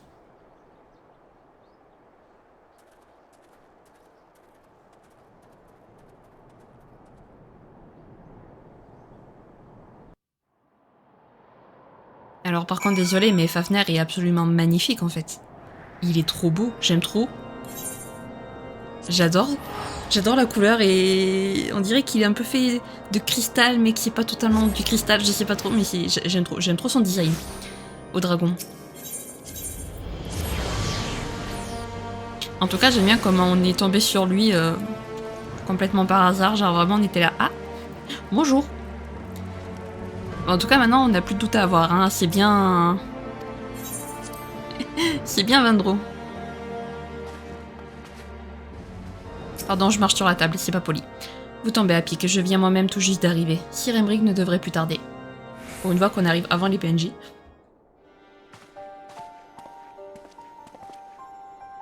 Désolé de vous avoir fait attendre. Sir Artoirel, avez-vous retrouvé la trace de notre prétendu clone à Azisla? Malheureusement non. Hormis la sainte épée Ascalon, je n'ai rien découvert qui pourrait nous aider dans notre enquête. Qu'en est-il de votre côté? Eh bien, après avoir interrogé quelques personnes au camp de la tête du dragon, nous avons fini par arriver à un endroit près de Providence où le soleil, l'aéronef personnel de l'archevêque, s'était écrasé. On peut supposer que l'accident s'est produit juste après l'utilisation d'Ascalon à Azisla, alors que l'appareil se dirigeait vers la Sainte Cité. Un accident d'origine inconnue serait donc arrivé, suite à quoi le clone aurait été retrouvé par les soldats du camp alors qu'il croupissait dans la neige. Mais ce n'est pas tout. À notre arrivée sur les lieux, nous avons eu la surprise de constater que Fafner, en chair et en os, se reposait près de l'aéronef. Il s'est hélas enfui aussitôt qu'il nous a aperçus. Entre-temps, Shin a eu une seconde vision, dans laquelle il a assisté à un épisode important du passé de Vendro. Auriez-vous l'amabilité de nous le raconter en détail, s'il vous plaît?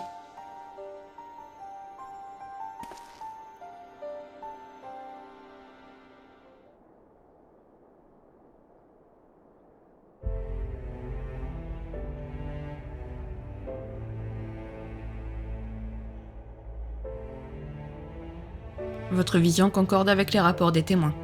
Il paraît désormais clair que le clone utilisé par Vartinois pour son invocation a pris le nom de Vendro et qu'il s'est métamorphosé en hérésiarque sous le coup d'un désespoir insoutenable. Néanmoins, difficile de ne pas s'interroger sur son comportement plus qu'étrange lorsque Lovric lui a demandé son nom. En effet, si l'on se fie au compte-rendu établi par les héritiers de la 7e aube, lorsqu'un primordial est à nouveau invoqué, la mémoire de sa précédente incarnation se transmet à la suivante. Dans le cas des chevaliers de la table ronde, il s'ensuivrait logiquement que les souvenirs de chacun d'entre eux investissent l'esprit du corps utilisé pour leur prochaine incarnation. Par conséquent, je suppose que Fafner a préféré se retirer pour le moment, car notre présence devant lui a réveillé de douloureux souvenirs dans son subconscient. Sans parler des nombreuses personnalités qui se superposent dans son esprit, notamment celle de Vendro qui doit être en constante opposition avec les autres. Cela ne doit pas être facile à vivre. Chacun sait que la raison d'être des Chevaliers de l'Azur, bien que pervertie par la suite, était de protéger l'archevêque, fût-ce au péril de leur vie. Et lorsqu'ils ont compris qu'ils ne pourraient s'acquitter de leur devoir,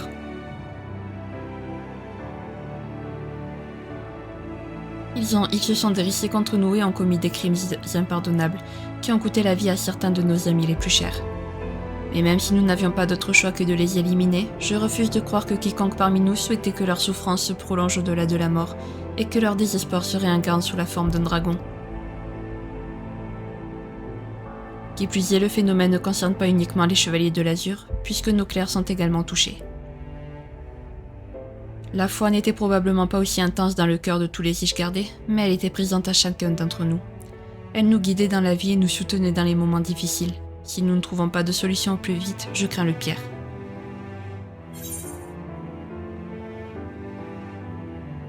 Le passé ne peut jamais être complètement effacé, mais l'avenir est bien plus important.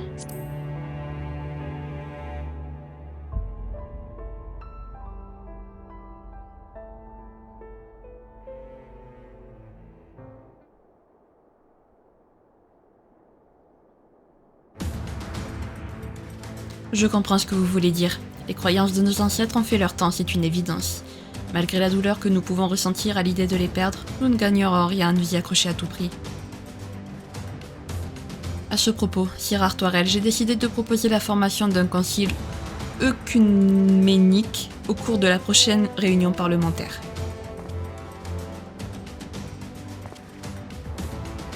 Il s'agit de la plus haute assemblée pour discuter des questions fondamentales concernant la foi.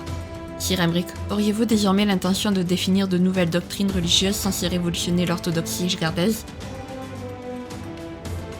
J'ai fait voter la séparation de l'Église et de l'État pour plusieurs raisons, mais l'une d'entre elles était de laisser le Saint-Siège régler ses affaires internes sans interférence du pouvoir politique. Je ne veux pas convoquer le clergé en tant que président de la Chambre des Nobles, mais en tant que simple fidèle. Je souhaite insuffler un nouveau élan à notre Église afin qu'elle puisse redevenir le pilier qui soutient les Ishgardais dans les épreuves de la vie. Merci infiniment pour votre aide, Shin. Encore une fois, j'ai le sentiment d'avoir compris quelque chose d'important grâce à vous.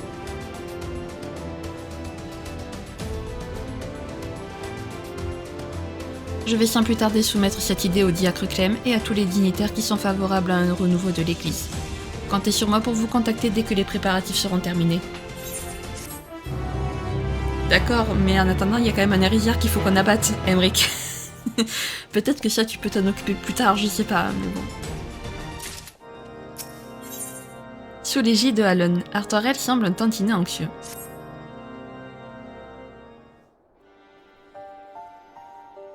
J'ai une bonne nouvelle à vous apprendre, Messire Xuan.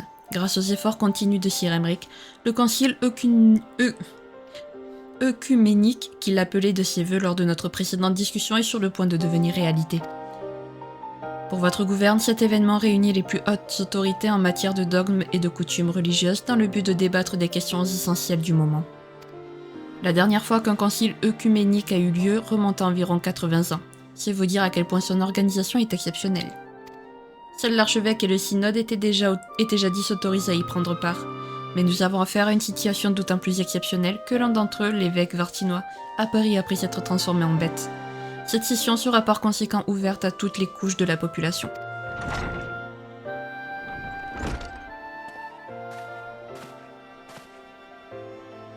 Et c'est une excellente nouvelle si je puis me permettre de vous couper la parole. Voir tous les hauts dignitaires de l'Église ainsi que des fidèles réunis dans une même pièce pour le bien commun ne pourra que mettre du baume au cœur de tous les hommes de foi. Bien entendu, nous espérons que vous serez des nôtres. Il va sans dire que vous pourrez compter sur notre présence, diacre Clem. Mais dites-moi, comment vous sentez-vous, après le malheur que vous venez de vivre ? Je vais mieux, merci de vous en inquiéter. De toute manière, maintenant que je suis par défaut responsable de la cathédrale Saint-Rémano, je ne peux pas me permettre de passer mon temps à me morfondre. Je me concentre sur la préparation du concile, ça me permet de penser à autre chose. Tout ce que j'espère, c'est que nous parviendrons à surmonter cette terrible épreuve une bonne fois pour toutes, et que notre peuple reprendra goût à la vie. Au fait, Sir Emric n'est pas avec vous ? Il m'a dit qu'il avait besoin de s'absenter afin de réfléchir. Je suppose que nous ferions mieux de l'attendre directement sur place. Mais un peu de compagnie lui ferait le plus grand bien. Messire Xuan, j'espère que ce n'est pas trop vous demander d'aller le chercher. Il m'a dit qu'il se rendait au dernier vigile. Vous devriez donc le trouver là-bas. À tout à l'heure.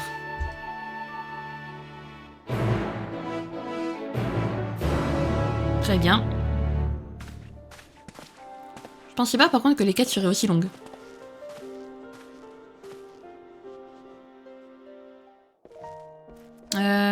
Dernier vigile, je sais plus où c'est. Je veux quitter, merci.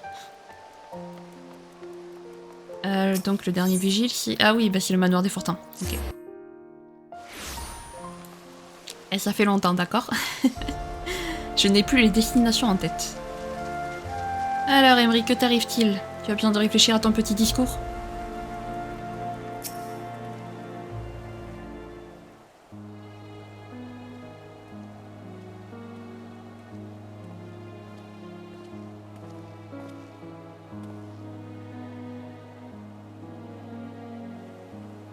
Ah, Shin, laissez-moi deviner. L'heure du concile œcuménique approche, n'est-ce pas? Je m'en doutais. Pardonnez-moi de vous avoir forcé à faire un détour. Pour vous dire la vérité, j'avais besoin de m'isoler un peu. Et de réfléchir à tout ce chemin que nous avons parcouru, et qui peine encore aujourd'hui à nous octroyer des jours véritablement meilleurs. Nombre de mes compatriotes ont péri durant cette bien trop longue guerre. Eux aussi ont achevé leur existence au comble du désespoir, mais se battre était devenu leur raison de vivre. Et voilà qu'est venu le tour de ceux qui, bien que la paix soit revenue, préféraient le monde d'avant. L'union dans la foi ishgardaise était notre force, mais cela n'empêchait pas nos opinions d'être plurielles. Maintenant que nous avons fait la paix avec les dragons, il nous reste encore à faire la paix avec nous-mêmes.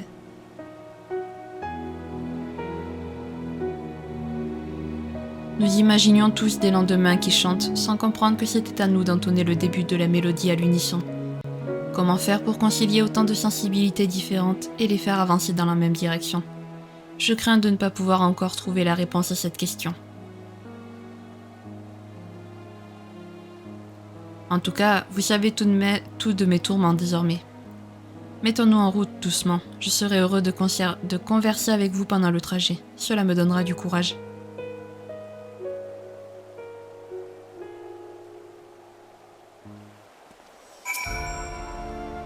Faisons donc une petite promenade avant le début du concile, vous voulez bien?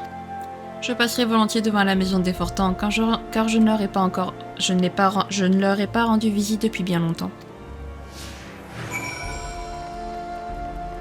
Eh ben allons-y alors.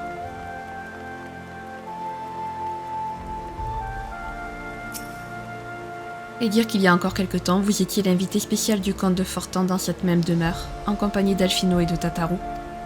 C'est suite à votre venue à Ishgard que nous avons commencé à entrevoir le bout du tunnel de notre interminable conflit avec les dragons. C'était la radieuse époque de l'harmonie retrouvée. Nous nous sommes engouffrés avec empressement dans la brèche que vous aviez ouverte, et malgré les difficultés auxquelles nous faisons face pour l'heure, nous ne pourrions vous en être davantage reconnaissants. Merci, Shin. Arrêtons-nous un instant aux architectes, si vous n'y voyez pas d'inconvénient. Eh ben, arrêtons-nous aux architectes alors. C'est parti.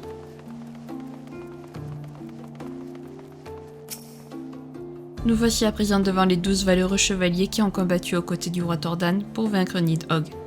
Hélas, depuis les révélations sur le véritable passé de notre peuple, certains pensent que ces statues n'ont plus leur place dans la Sainte Cité. Il m'est difficile de nier que leurs choix nous furent funestes, mais malgré leurs erreurs, ils ont été un modèle pour tous les Ishgardais sans exception, et je ne puis me résoudre à les reléguer aux oubliettes sans autre forme de procès. La paix a beau être revenue, il nous reste encore tellement à construire.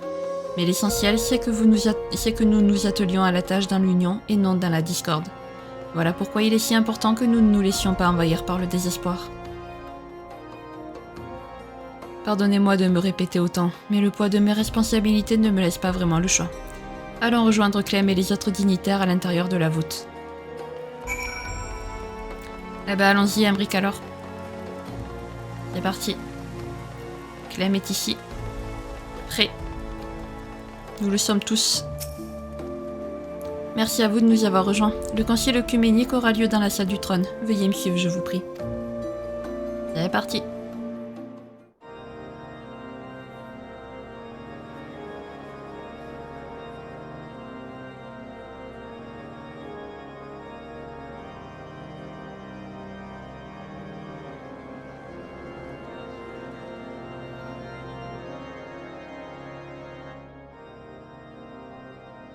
aux dignitaires du Saint-Siège, éminents inquisiteurs, et surtout à tous les représentants de notre beau peuple ici présent.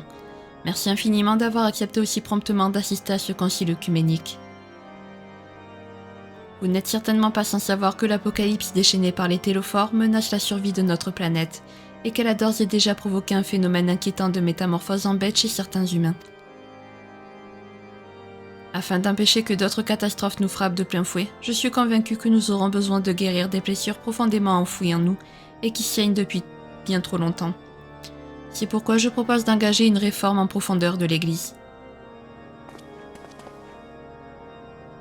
Et pour atteindre ce but que je crois noble, en dépit de l'opposition qu'il ne manquera pas d'attiser, j'aimerais que nous parvenions au moins à nous entendre sur ces fondements, dans un esprit d'union et de collaboration.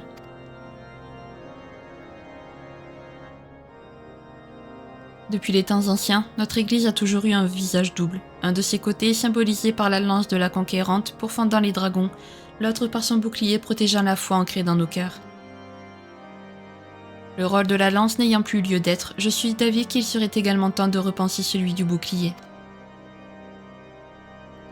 Je suis entièrement d'accord avec vous, à condition que cette réforme concerne avant tout l'abolition de la prééminence de la Chambre des nobles au sein de l'archevêché. La puissance détenue par les dignitaires de haut rang est à mon sens la source de tous nos malheurs.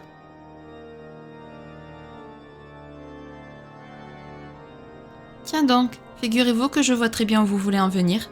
Vous seriez heureux de ne plus voir ma tête et celle de mes pères au synode, n'est-ce pas? Alors que nous transmettons le savoir ishgardé et répandons la foi dans les cœurs de nos brebis depuis des siècles. L'Église orthodoxe dépouillée de ces traditions que vous semblez appeler de vos vœux ne mériterait plus de porter ce nom. Voilà le fond du problème.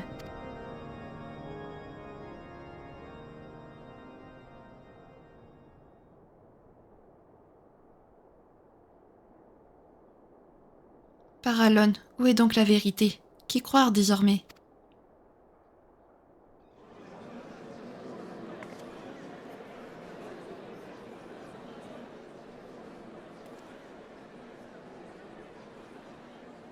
Voilà qui est inquiétant. Si l'incertitude et la discorde continuent de régner en maître dans la salle, cela pourrait nous amener à assister à de nouvelles horreurs. Il nous faut absolument cesser ce cercle vicieux.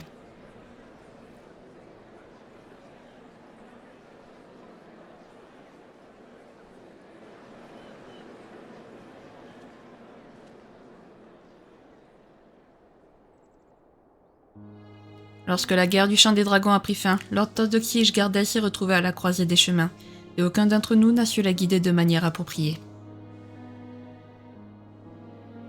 Même un évêque de renom tel que Monseigneur Vartinois, malgré toutes les qualités qu'on pouvait lui conférer, a péché par excès d'attachement à la tradition et enfreint notre loi. Son attitude lui a valu de finir sa vie dans la peau d'une créature monstrueuse.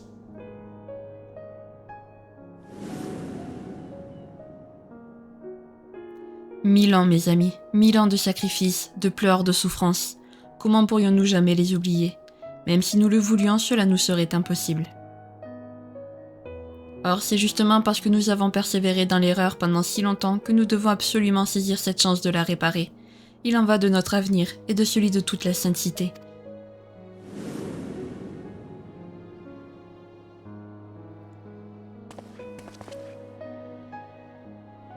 Nous voici à nouveau à cette croisée des chemins, et l'heure est venue d'emprunter celui qui nous apportera joie et prospérité, et non celui qui nous fera répéter les fourvoiements de nos ancêtres.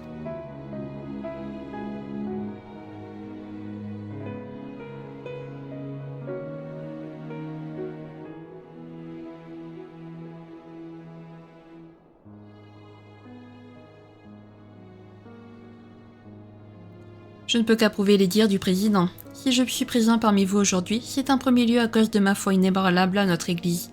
Mais cette foi ne doit pas nous aveugler sur l'impasse où elle nous a autrefois menés. Admettons-le, Ishgard est réfractaire au changement et a toujours eu une tendance à se replier sur elle-même. Il n'y aurait rien de plus simple que de tout oublier, de continuer comme si de rien n'était, mais... À l'orée d'une nouvelle ère de paix, n'est-il pas temps de tenter une autre voie? Notre religion nous a toujours apporté un immense soutien, dans les bons comme dans les mauvais moments. À nous de lui rendre l'appareil, par respect pour nos ancêtres, mais aussi pour notre futur.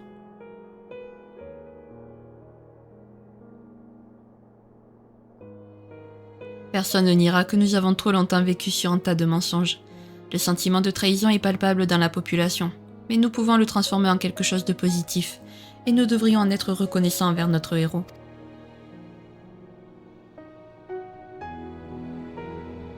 Il ne s'agit pas et il ne s'agira jamais de renier nos racines ou la protection que la Coquera nous a accordée dans sa grande mansuétude.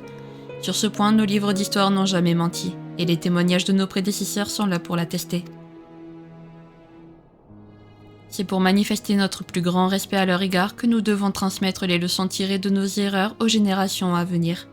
Ainsi seulement pourrons-nous vaincre le désespoir qui nous ronge et retrouver l'unité qui nous fait tant défaut. L'unité de tous les Ishgardais. Voilà un beau projet. En effet, mais un projet qui requiert une révision complète de nos écrits et de nos pratiques traditionnelles, et qui risque de prendre beaucoup de temps.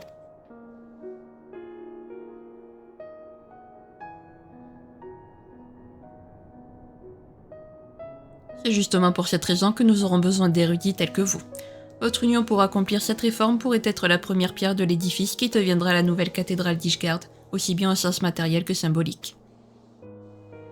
D'autant plus qu'un certain nombre de nos ecclésiastiques et inquisiteurs sont désœuvrés depuis la disparition de Tordan VII, et qu'une telle entreprise leur redonnerait un but noble dans la vie.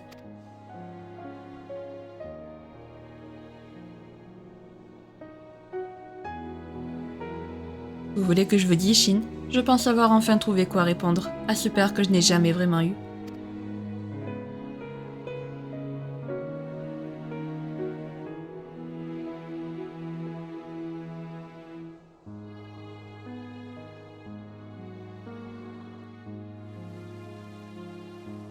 Ah, si c'est pas un beau message un beau message d'espoir pour l'avenir, ça.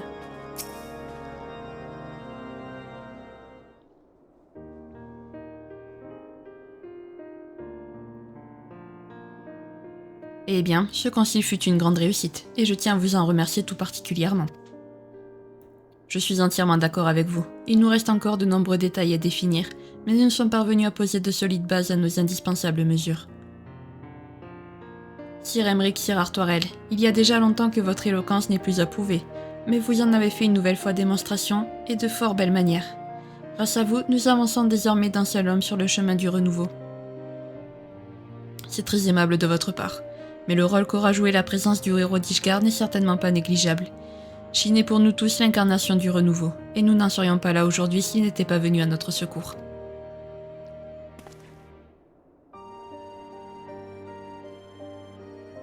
Sir Aymeric a raison. Qui pourrait oublier ce jour où vous êtes réapparu, triomphant à la Sainte-Cité à dos de dragon?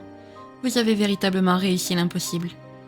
Un tel exploit ne pourra que nous servir de source d'inspiration pour réfléchir ensemble à la façon dont nous voudrons désormais vivre notre foi à Alone, et je sais qu'elle acceptera de nous guider en retour. S'il en est permis, nous qui se laissent aller au découragement, nous ferons tout ce qui est en notre pouvoir pour leur faire relever la tête. Nous les écouterons, nous les consolerons, et nous prierons ensemble pour notre avenir commun. Les Ishgardais sont un grand peuple, et nous le prouverons une nouvelle fois, n'en doutez jamais.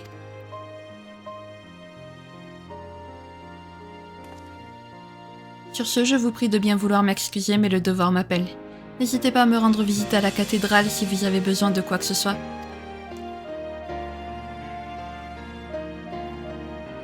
Pardon, j'ai failli oublier. Votre commande est en notre possession, Sir Aymeric, mais elle nécessite quelques aménagements. Nous vous tiendrons informés dès qu'elle sera prête.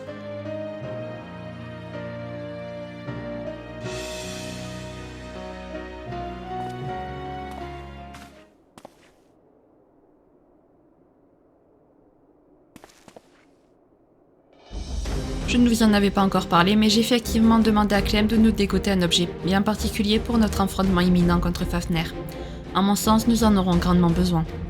Je craignais qu'il soit difficilement trouvable, mais je suis ravie d'apprendre que je me trompais. Croyez-moi, ce sera un avantage de taille dans la rude bataille qui s'annonce. Il s'agit probablement du dernier obstacle qui se dresse sur notre chemin, mais nous en viendrons à bout, comme nous l'avons toujours fait jusqu'à maintenant. Nous débarrasserons notre patrie des bêtes de l'Apocalypse et nous réduirons à néant le désespoir qui nous accable. Oui, nous allons plonger les Résiarques dans un sommeil éternel, comme nous l'avons fait pour les menteurs de notre passé. Préparez-vous bien d'ici là, mes amis.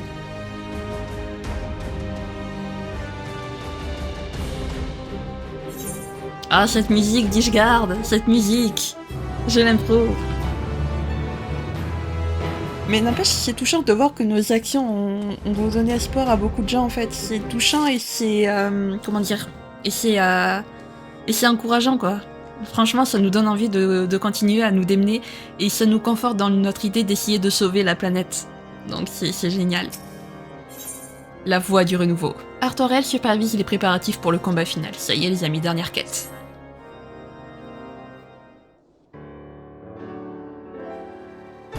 Grande nouvelle, messire Xuan. Depuis la tenue du concile œcuménique, j'ai le plaisir de vous annoncer qu'aucun nouveau cas de métamorphose n'a été constaté dans l'ancienne cité.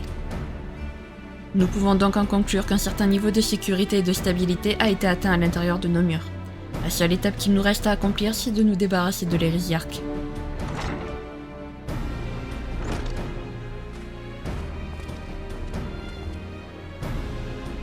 Shin, vous êtes là. Clem vient justement de m'avertir que ma commande était prête.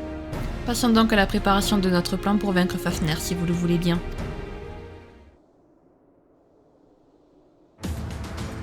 Selon ce que nous avons pu observer dans les hautes terres du Coertas central, notre hérésiarque semble attaché à veiller sur le soleil, l'aéronef personnel de l'archevêque. On peut donc logiquement supposer que son instinct le pousse à protéger tout ce qui est lié de près ou de loin aux anciens souverains d'Ishgard, dont il conserve le souvenir dans sa mémoire. C'est également sans doute la raison pour laquelle il a été aperçu plusieurs fois en train de survoler Ishgard, et en particulier la voûte. Après avoir pris conscience de son comportement atypique, j'ai demandé à Clem de me fournir un petit quelque chose qui nous permettra d'attirer Fafnir au cœur du sanctuaire de l'Azur. Et ce petit quelque chose est... Je veux parler de la grâce de Halon, le sceptre sacré que seul un archevêque avait le droit de manier. Il a très probablement été ramené par Monseigneur Vartinois suite à l'une de ses tentatives d'invocation à Azisla. Clem a donc eu la gentillesse de le restaurer avant de nous le confier, et il ne nous reste plus qu'à aller le chercher. Ce sceptre est la pièce maîtresse qui nous permettra d'attirer les hérésiarques dans nos filets, et je suis prêt à parier que nous y parviendrons.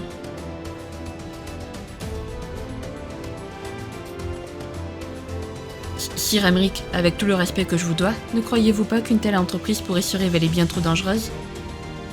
Il est impossible de prévoir les réactions d'une créature comme Fafnir, dont l'attachement à l'église n'est plus approuvé face aux évolutions que celle-ci subit.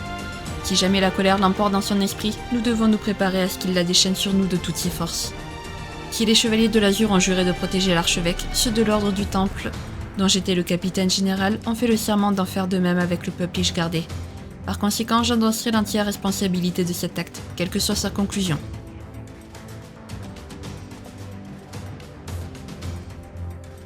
Tous les chevaliers de l'Azur qui sont allés sur le continent flottant ont déjà rendu leur dernier souffle. Vendro était leur ultime représentant. Il nous a quittés pleins de rancœur et d'amertume. À nous de lui offrir le doux repos qu'il mérite.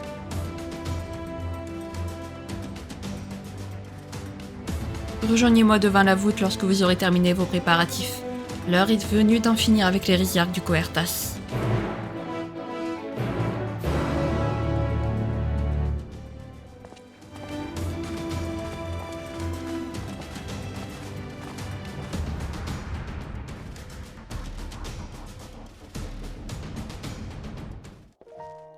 Eh ben c'est parti alors.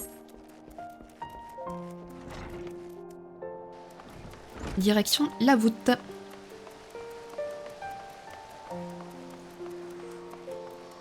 Là. Dernier vigile.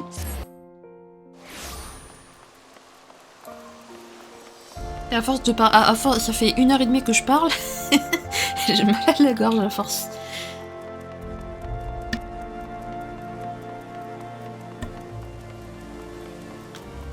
Allez, courage, tiens un peu ma gorge. Allez, c'est parti. Le combat contre Fafnir sera ardu, mais nous avons toutes les chances de l'emporter. Êtes-vous prêts ? Nous sommes prêts. Il est temps d'en finir.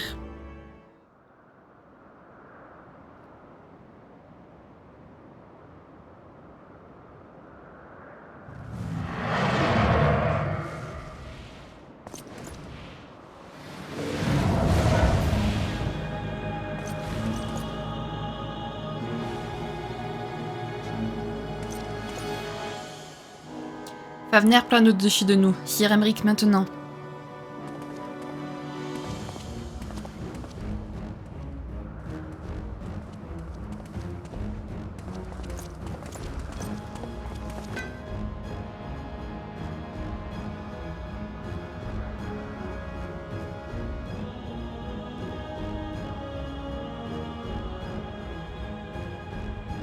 Que la conquérante nous garde, mes amis.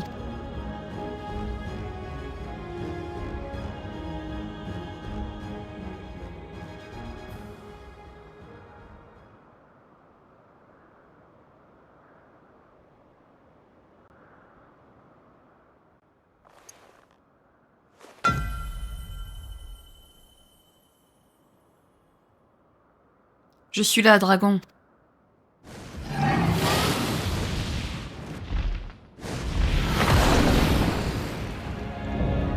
Hérésiarque du Coertas, Fafner.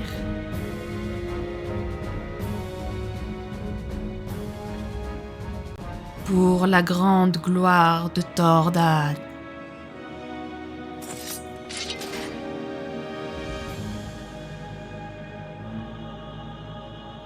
Tu n'es pas son éminence.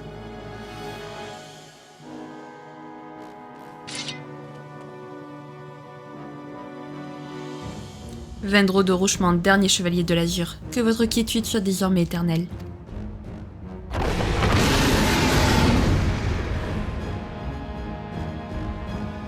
Eh ben, let's go. C'est parti pour le combat contre Fafner. Votre éminence, protégez-moi. Il n'y a pas d'éminence qui tienne. Ishgard n'a plus besoin d'archevêque. Je sais pas si je peux tomber, mais en tout cas, si je pouvais, j'ai failli. Oh oui, j'ai cette attaque, enfin. Que mes flammes sacrées vous consument. Paralon, c'est la technique de Charibert. Faites attention autour de vous.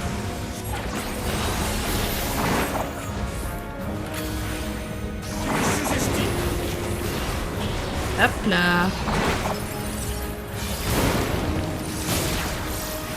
Heureusement que j'ai vu Artoirel se déplacer parce que sinon je ne voyais pas ce qui se passait. Ah, qu'est-ce donc ça? Par contre, Emmerich, tu feras gaffe à ta barre de vie, hein, putain. Bon, s'il faut, je te soignerai, mais bon. Est-ce que si je le soigne, ça va faire quelque chose? Ouais, ça le fait. On va dire. Voilà, hein.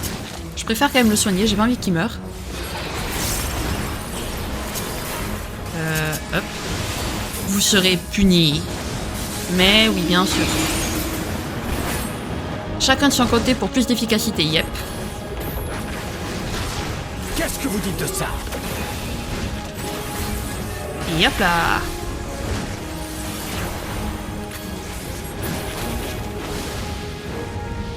Restez sur vos gardes. Pour l'instant, je vais essayer de les soigner comme je peux. Aïe. Approche un peu. Il m'a fait mal. Voilà. Hein? Ça me rassure de voir Emmerich avec une barre de vie plus importante quand même. Allez. On arrive, Artoirel. Arrête de bouger, s'il te plaît. Nous devons tenir le coup. Nice.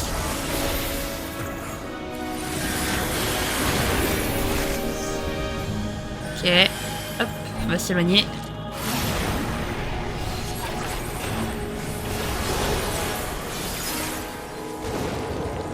Tac. Et ici. Je me sous-estime. Parfait. J'ai failli me prendre le deuxième, mais c'est bon. Je ne l'ai pas pris, heureusement. Bonjour, tu vas faire quoi? À moi, mais... Oula. Ok. Très bien. Shin, occupez-vous des autres bêtes. Empêchez-les de revigorer Fafner. Oui, bah c'est ce que j'essaie de faire, copain. Hein, Mais t'as pas un peu l'impression que c'est un peu beaucoup pour un seul homme? Tout ce monde? J'ai pas la transcendance, hein. essaie comme on peut. Ok. Qui c'est qui est en train d'utiliser les attaques de mage blanc là?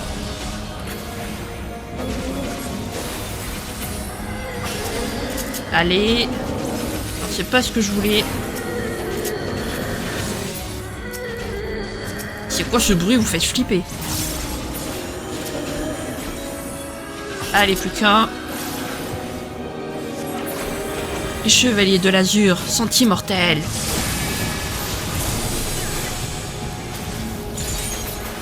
Je ne flancherai pas.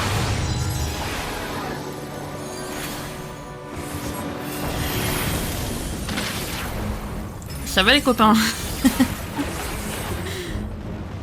Vous êtes sûr que vous allez bien? Pour la grande gloire de Tordan. Tu l'as déjà dit, hein.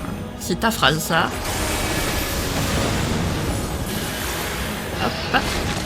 Est-ce que je peux réutiliser? Oui, je peux réutiliser la magnification, parfait. Voilà. Oui. Putain. Mince. Non.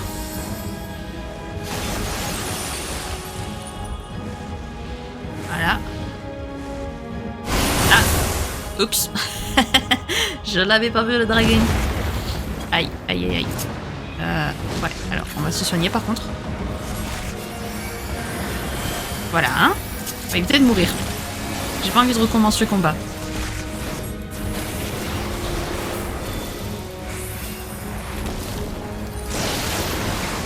Là. Allez, copain. Tu y es bientôt.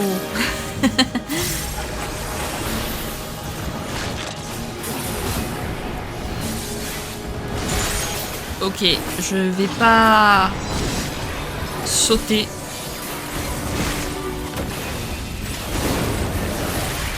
But. Voilà.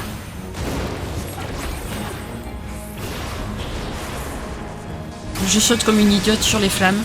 C'est normal. Hop. On continue, on ne s'arrête jamais, bien entendu. Là. Donc vous commencez à voir un petit peu le mage rouge niveau 90 que ça donne. Parce que vous ne l'aviez pas encore vu, étant donné que on n'est pas encore dans des donjons niveau 90.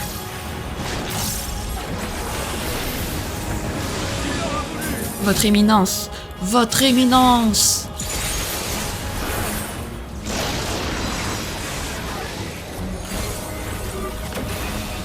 Allez copains, là tu y es vraiment bientôt par contre. Va falloir lâcher.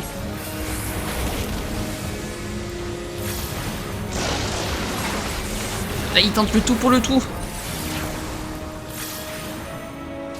Ce sont aussi ces attaques de désespoir. Voilà, c'est fait.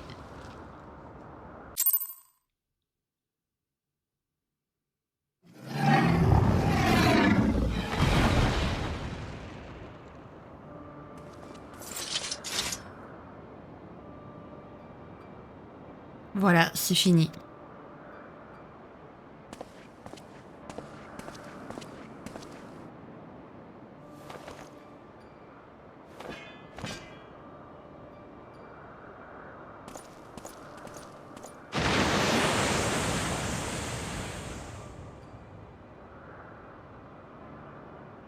Reposez en paix, Vendro. Votre dévouement envers la patrie ne sera jamais oublié, ni par notre génération, ni par les suivantes. La trahison du Saint-Siège envers les dragons, couverte par l'autorité des archevêques, ne pouvait que faire dévier les chevaliers de l'Azur. Les trahisons du Saint-Siège envers les dragons, couvertes par l'autorité des archevêques, ne pouvaient que faire dévier les chevaliers de l'Azur du droit chemin. À présent, je réalise à quel point l'attachement que vous éprouviez envers Ishgard était grand.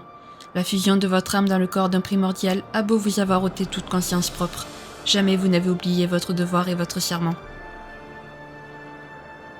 Même si vous ne serez plus physiquement à nos côtés, sachez qu'hériter de vos convictions est un honneur pour moi. Vous vivrez pour toujours dans mon cœur, ainsi que dans celui de tous les Ishgardais. Shin, si vous n'aviez pas vaincu le roi Tordan pour nous sauver, C'est peut-être moi que vous auriez été forcé de pourvendre à la place de Vendro.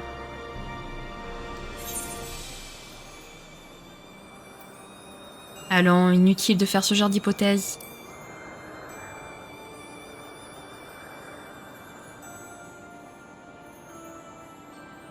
Merci, mon ami.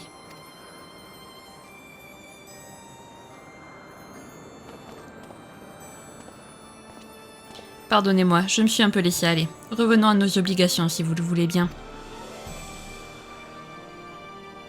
Dans ce cas, retrouvons-nous une dernière fois à la salle des opérations. J'ai hâte de voir la joie se dessiner sur les visages de nos compatriotes quand ils apprendront la bonne nouvelle.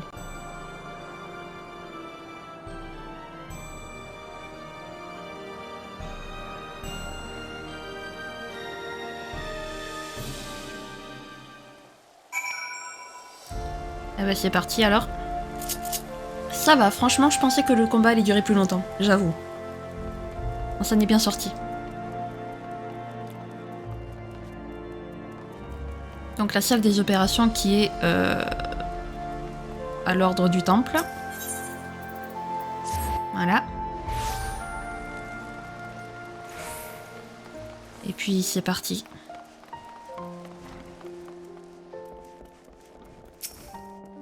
Oui, je veux te parler. Et je veux parler au capitaine, à l'ancien capitaine général. Messire Xuan, vous avez déjà tellement apporté de bonheur à ce pays que j'en perds mes mots. Merci, tout simplement. Si je devais ajouter quelque chose, je dirais que cette affaire m'a permis de réaliser à quel point notre cité est encore une société où les classes sociales prévalent sur les individus qui les composent. Voilà le problème que je m'appliquerai à résoudre dans les temps à venir.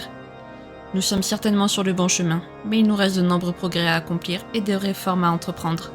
Nous devrons accorder plus de place aux opinions contradictoires dans le débat public, sans laisser les préjugés d'antan obscurcir notre jugement. En ce jour radieux, je vous prends à témoin et jure sur le blason des Fortans que je consacrerai toute mon énergie à bâtir une Nilfgaard nouvelle où chacun se sentira accepté à sa juste mesure. Merci encore pour votre soutien indéfectible, Messire Xuan. Je laisse la parole au diacre Clem qui tient certainement aussi à vous faire part de sa gratitude. Je suis tellement heureux de vous revoir en pleine forme, vous avez été formidable. Sir Emric m'a tout expliqué à propos de la véritable identité de l'hérésiarque et comment il en est arrivé à connaître un tel destin. Cela me peine de l'admettre, mais tel est le résultat des égarements de l'Église, et au nom de tous ses dignitaires, je vous remercie sincèrement de lui avoir offert la paix éternelle. Malgré leur fourvoiement, je peux vous assurer que nous continuerons de prier pour le repos des Chevaliers de l'Azur, de Monseigneur Vartinois et de tous ceux qui ont fait de la sainteté ce qu'elle est devenue aujourd'hui. Puisse la Conquérante vous couvrir toujours de son égide, et Rodishgard. Excusez-moi d'avoir été un peu long. Il me semble que Sir Emric voudrait également vous dire un mot, et il serait d'ailleurs temps que je lui exprime ma reconnaissance à mon tour.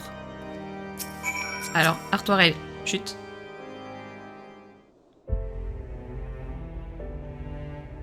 Shin, Sir Artoirel, vous avez tous deux été absolument brillants durant cette entreprise, et tout particulièrement face à l'hérésiarque.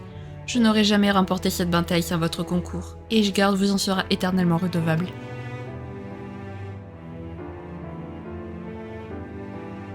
En ce qui me concerne, j'ai pu constater que notre ami était plus doué au combat que jamais. Je n'ose imaginer le foudre de guerre qu'il sera demain.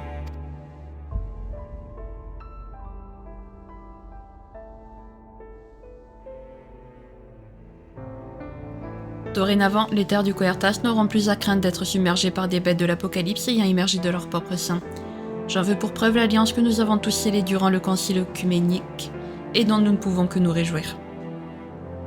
Tant que les Ishgardais retrouvent des raisons d'espérer en l'avenir, nous pourrons toujours les soutenir à l'aide de notre foi en Alon. Ce sera un combat spirituel de tous les instants, mais il nous suffira de le mener unis pour le remporter. Et vous pourrez compter sur mon soutien permanent, que ce soit en tant que président de la Chambre des Nobles, capitaine général de l'Ordre du Temple ou simple croyant.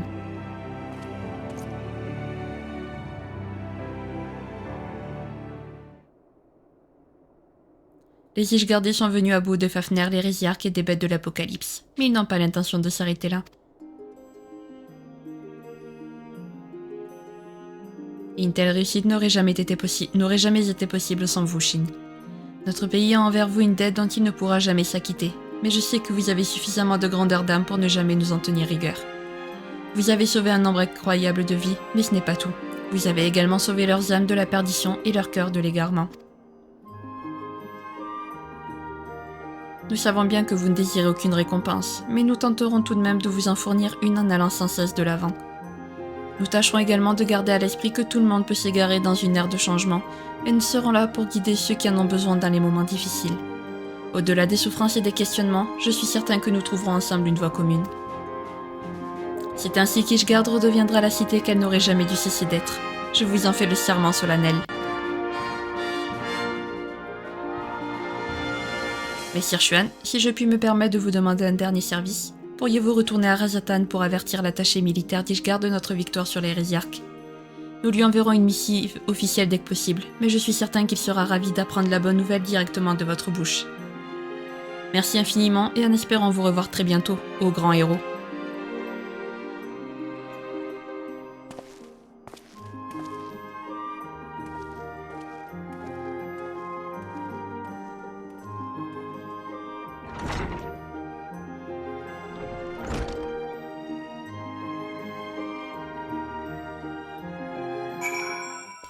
Dites-moi quelle musique de ce jeu je n'aime pas. Elle est trop belle cette musique.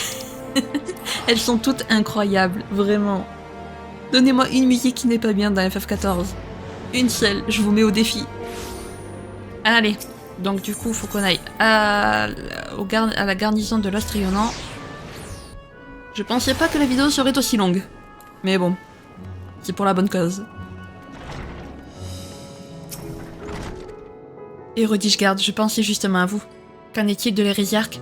Ne me dites pas que... T'inquiète, tout va bien, on a triomphé. Vous l'avez déjà vaincu? Et qui plus est, la sainteté sur la voie du renouveau suite à un concile œcuménique? Mais c'est absolument merveilleux. Voilà une joie que je vais m'apprécier de partager avec les autres attachés. Eh bien, je ne m'attendais pas à un succès aussi rapide. J'espère que vous trouverez un instant pour venir me raconter vos futurs exploits. Ça ne pourra que me donner de l'inspiration dans la vie. Merci encore pour votre collaboration. Ce fut un véritable honneur. Mais de rien, attaché militaire d'Ishgard. C'est avec plaisir. Vous pouvez désormais teindre l'équipement de niveau 90 des jobs de DPS magiques. Cool. Pour obtenir l'équipement de job de niveau 90, vous devez préalablement progresser jusqu'à une étape donnée de l'épopée Endwalker. Très bien, mais ce n'est pas mon... lénifier l'abjuration. Ok, bah écoutez les amis, du coup on va s'arrêter là. La quête était sympa, j'ai beaucoup aimé. Alors honnêtement, je pense que même si elles sont très longues, vu le temps de vidéo qu'il y a actuellement, je pense que je ferai quand même les quêtes d'une seule traite. Voilà, d'autant que peut-être que d'autres quêtes seront moins longues, je ne sais pas. Parce que j'ai un peu remarqué que dans Shadowbringer, les quêtes avaient été un petit peu... Enfin, la longueur des quêtes est un petit peu différente. Il y en avait qu'on avait... Celle de Mage Rouge, on l'avait fini en 3 épisodes, tandis qu'il y en avait qu'on avait fini en 2, puis certaines qu'on avait fini en une seule. Enfin, bref, voilà. Donc du coup, je pense que je ferai quand même qu'une seule vidéo pour ces quêtes-là. Ce seront des vidéos spéciales, hein, voilà. De toute façon, les vidéos du samedi secondaire, c'est des vidéos spéciales, mais ça sera spécial aussi dans la longueur.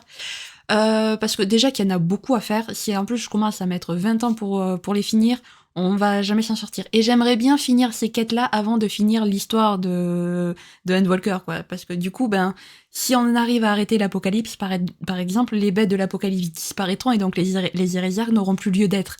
Donc ce serait plus trop logique, en fait, de faire ces quêtes à la fin d'Endwalker. Donc j'aimerais vraiment finir ces quêtes en même temps, et comme je l'ai fait qu'une fois par semaine, il y a plus de chances que j'avance plus vite dans la quête principale que dans les quêtes secondaires. Voilà. En attendant, si jamais cette vidéo vous a plu, n'hésitez pas à la liker, à commenter, à vous abonner, à activer la cloche de notification, également à partager si jamais le cœur vous en dit. Sur ce, je vous fais plein de gros bisous, prenez bien soin de vous, c'est très important. Bye bye!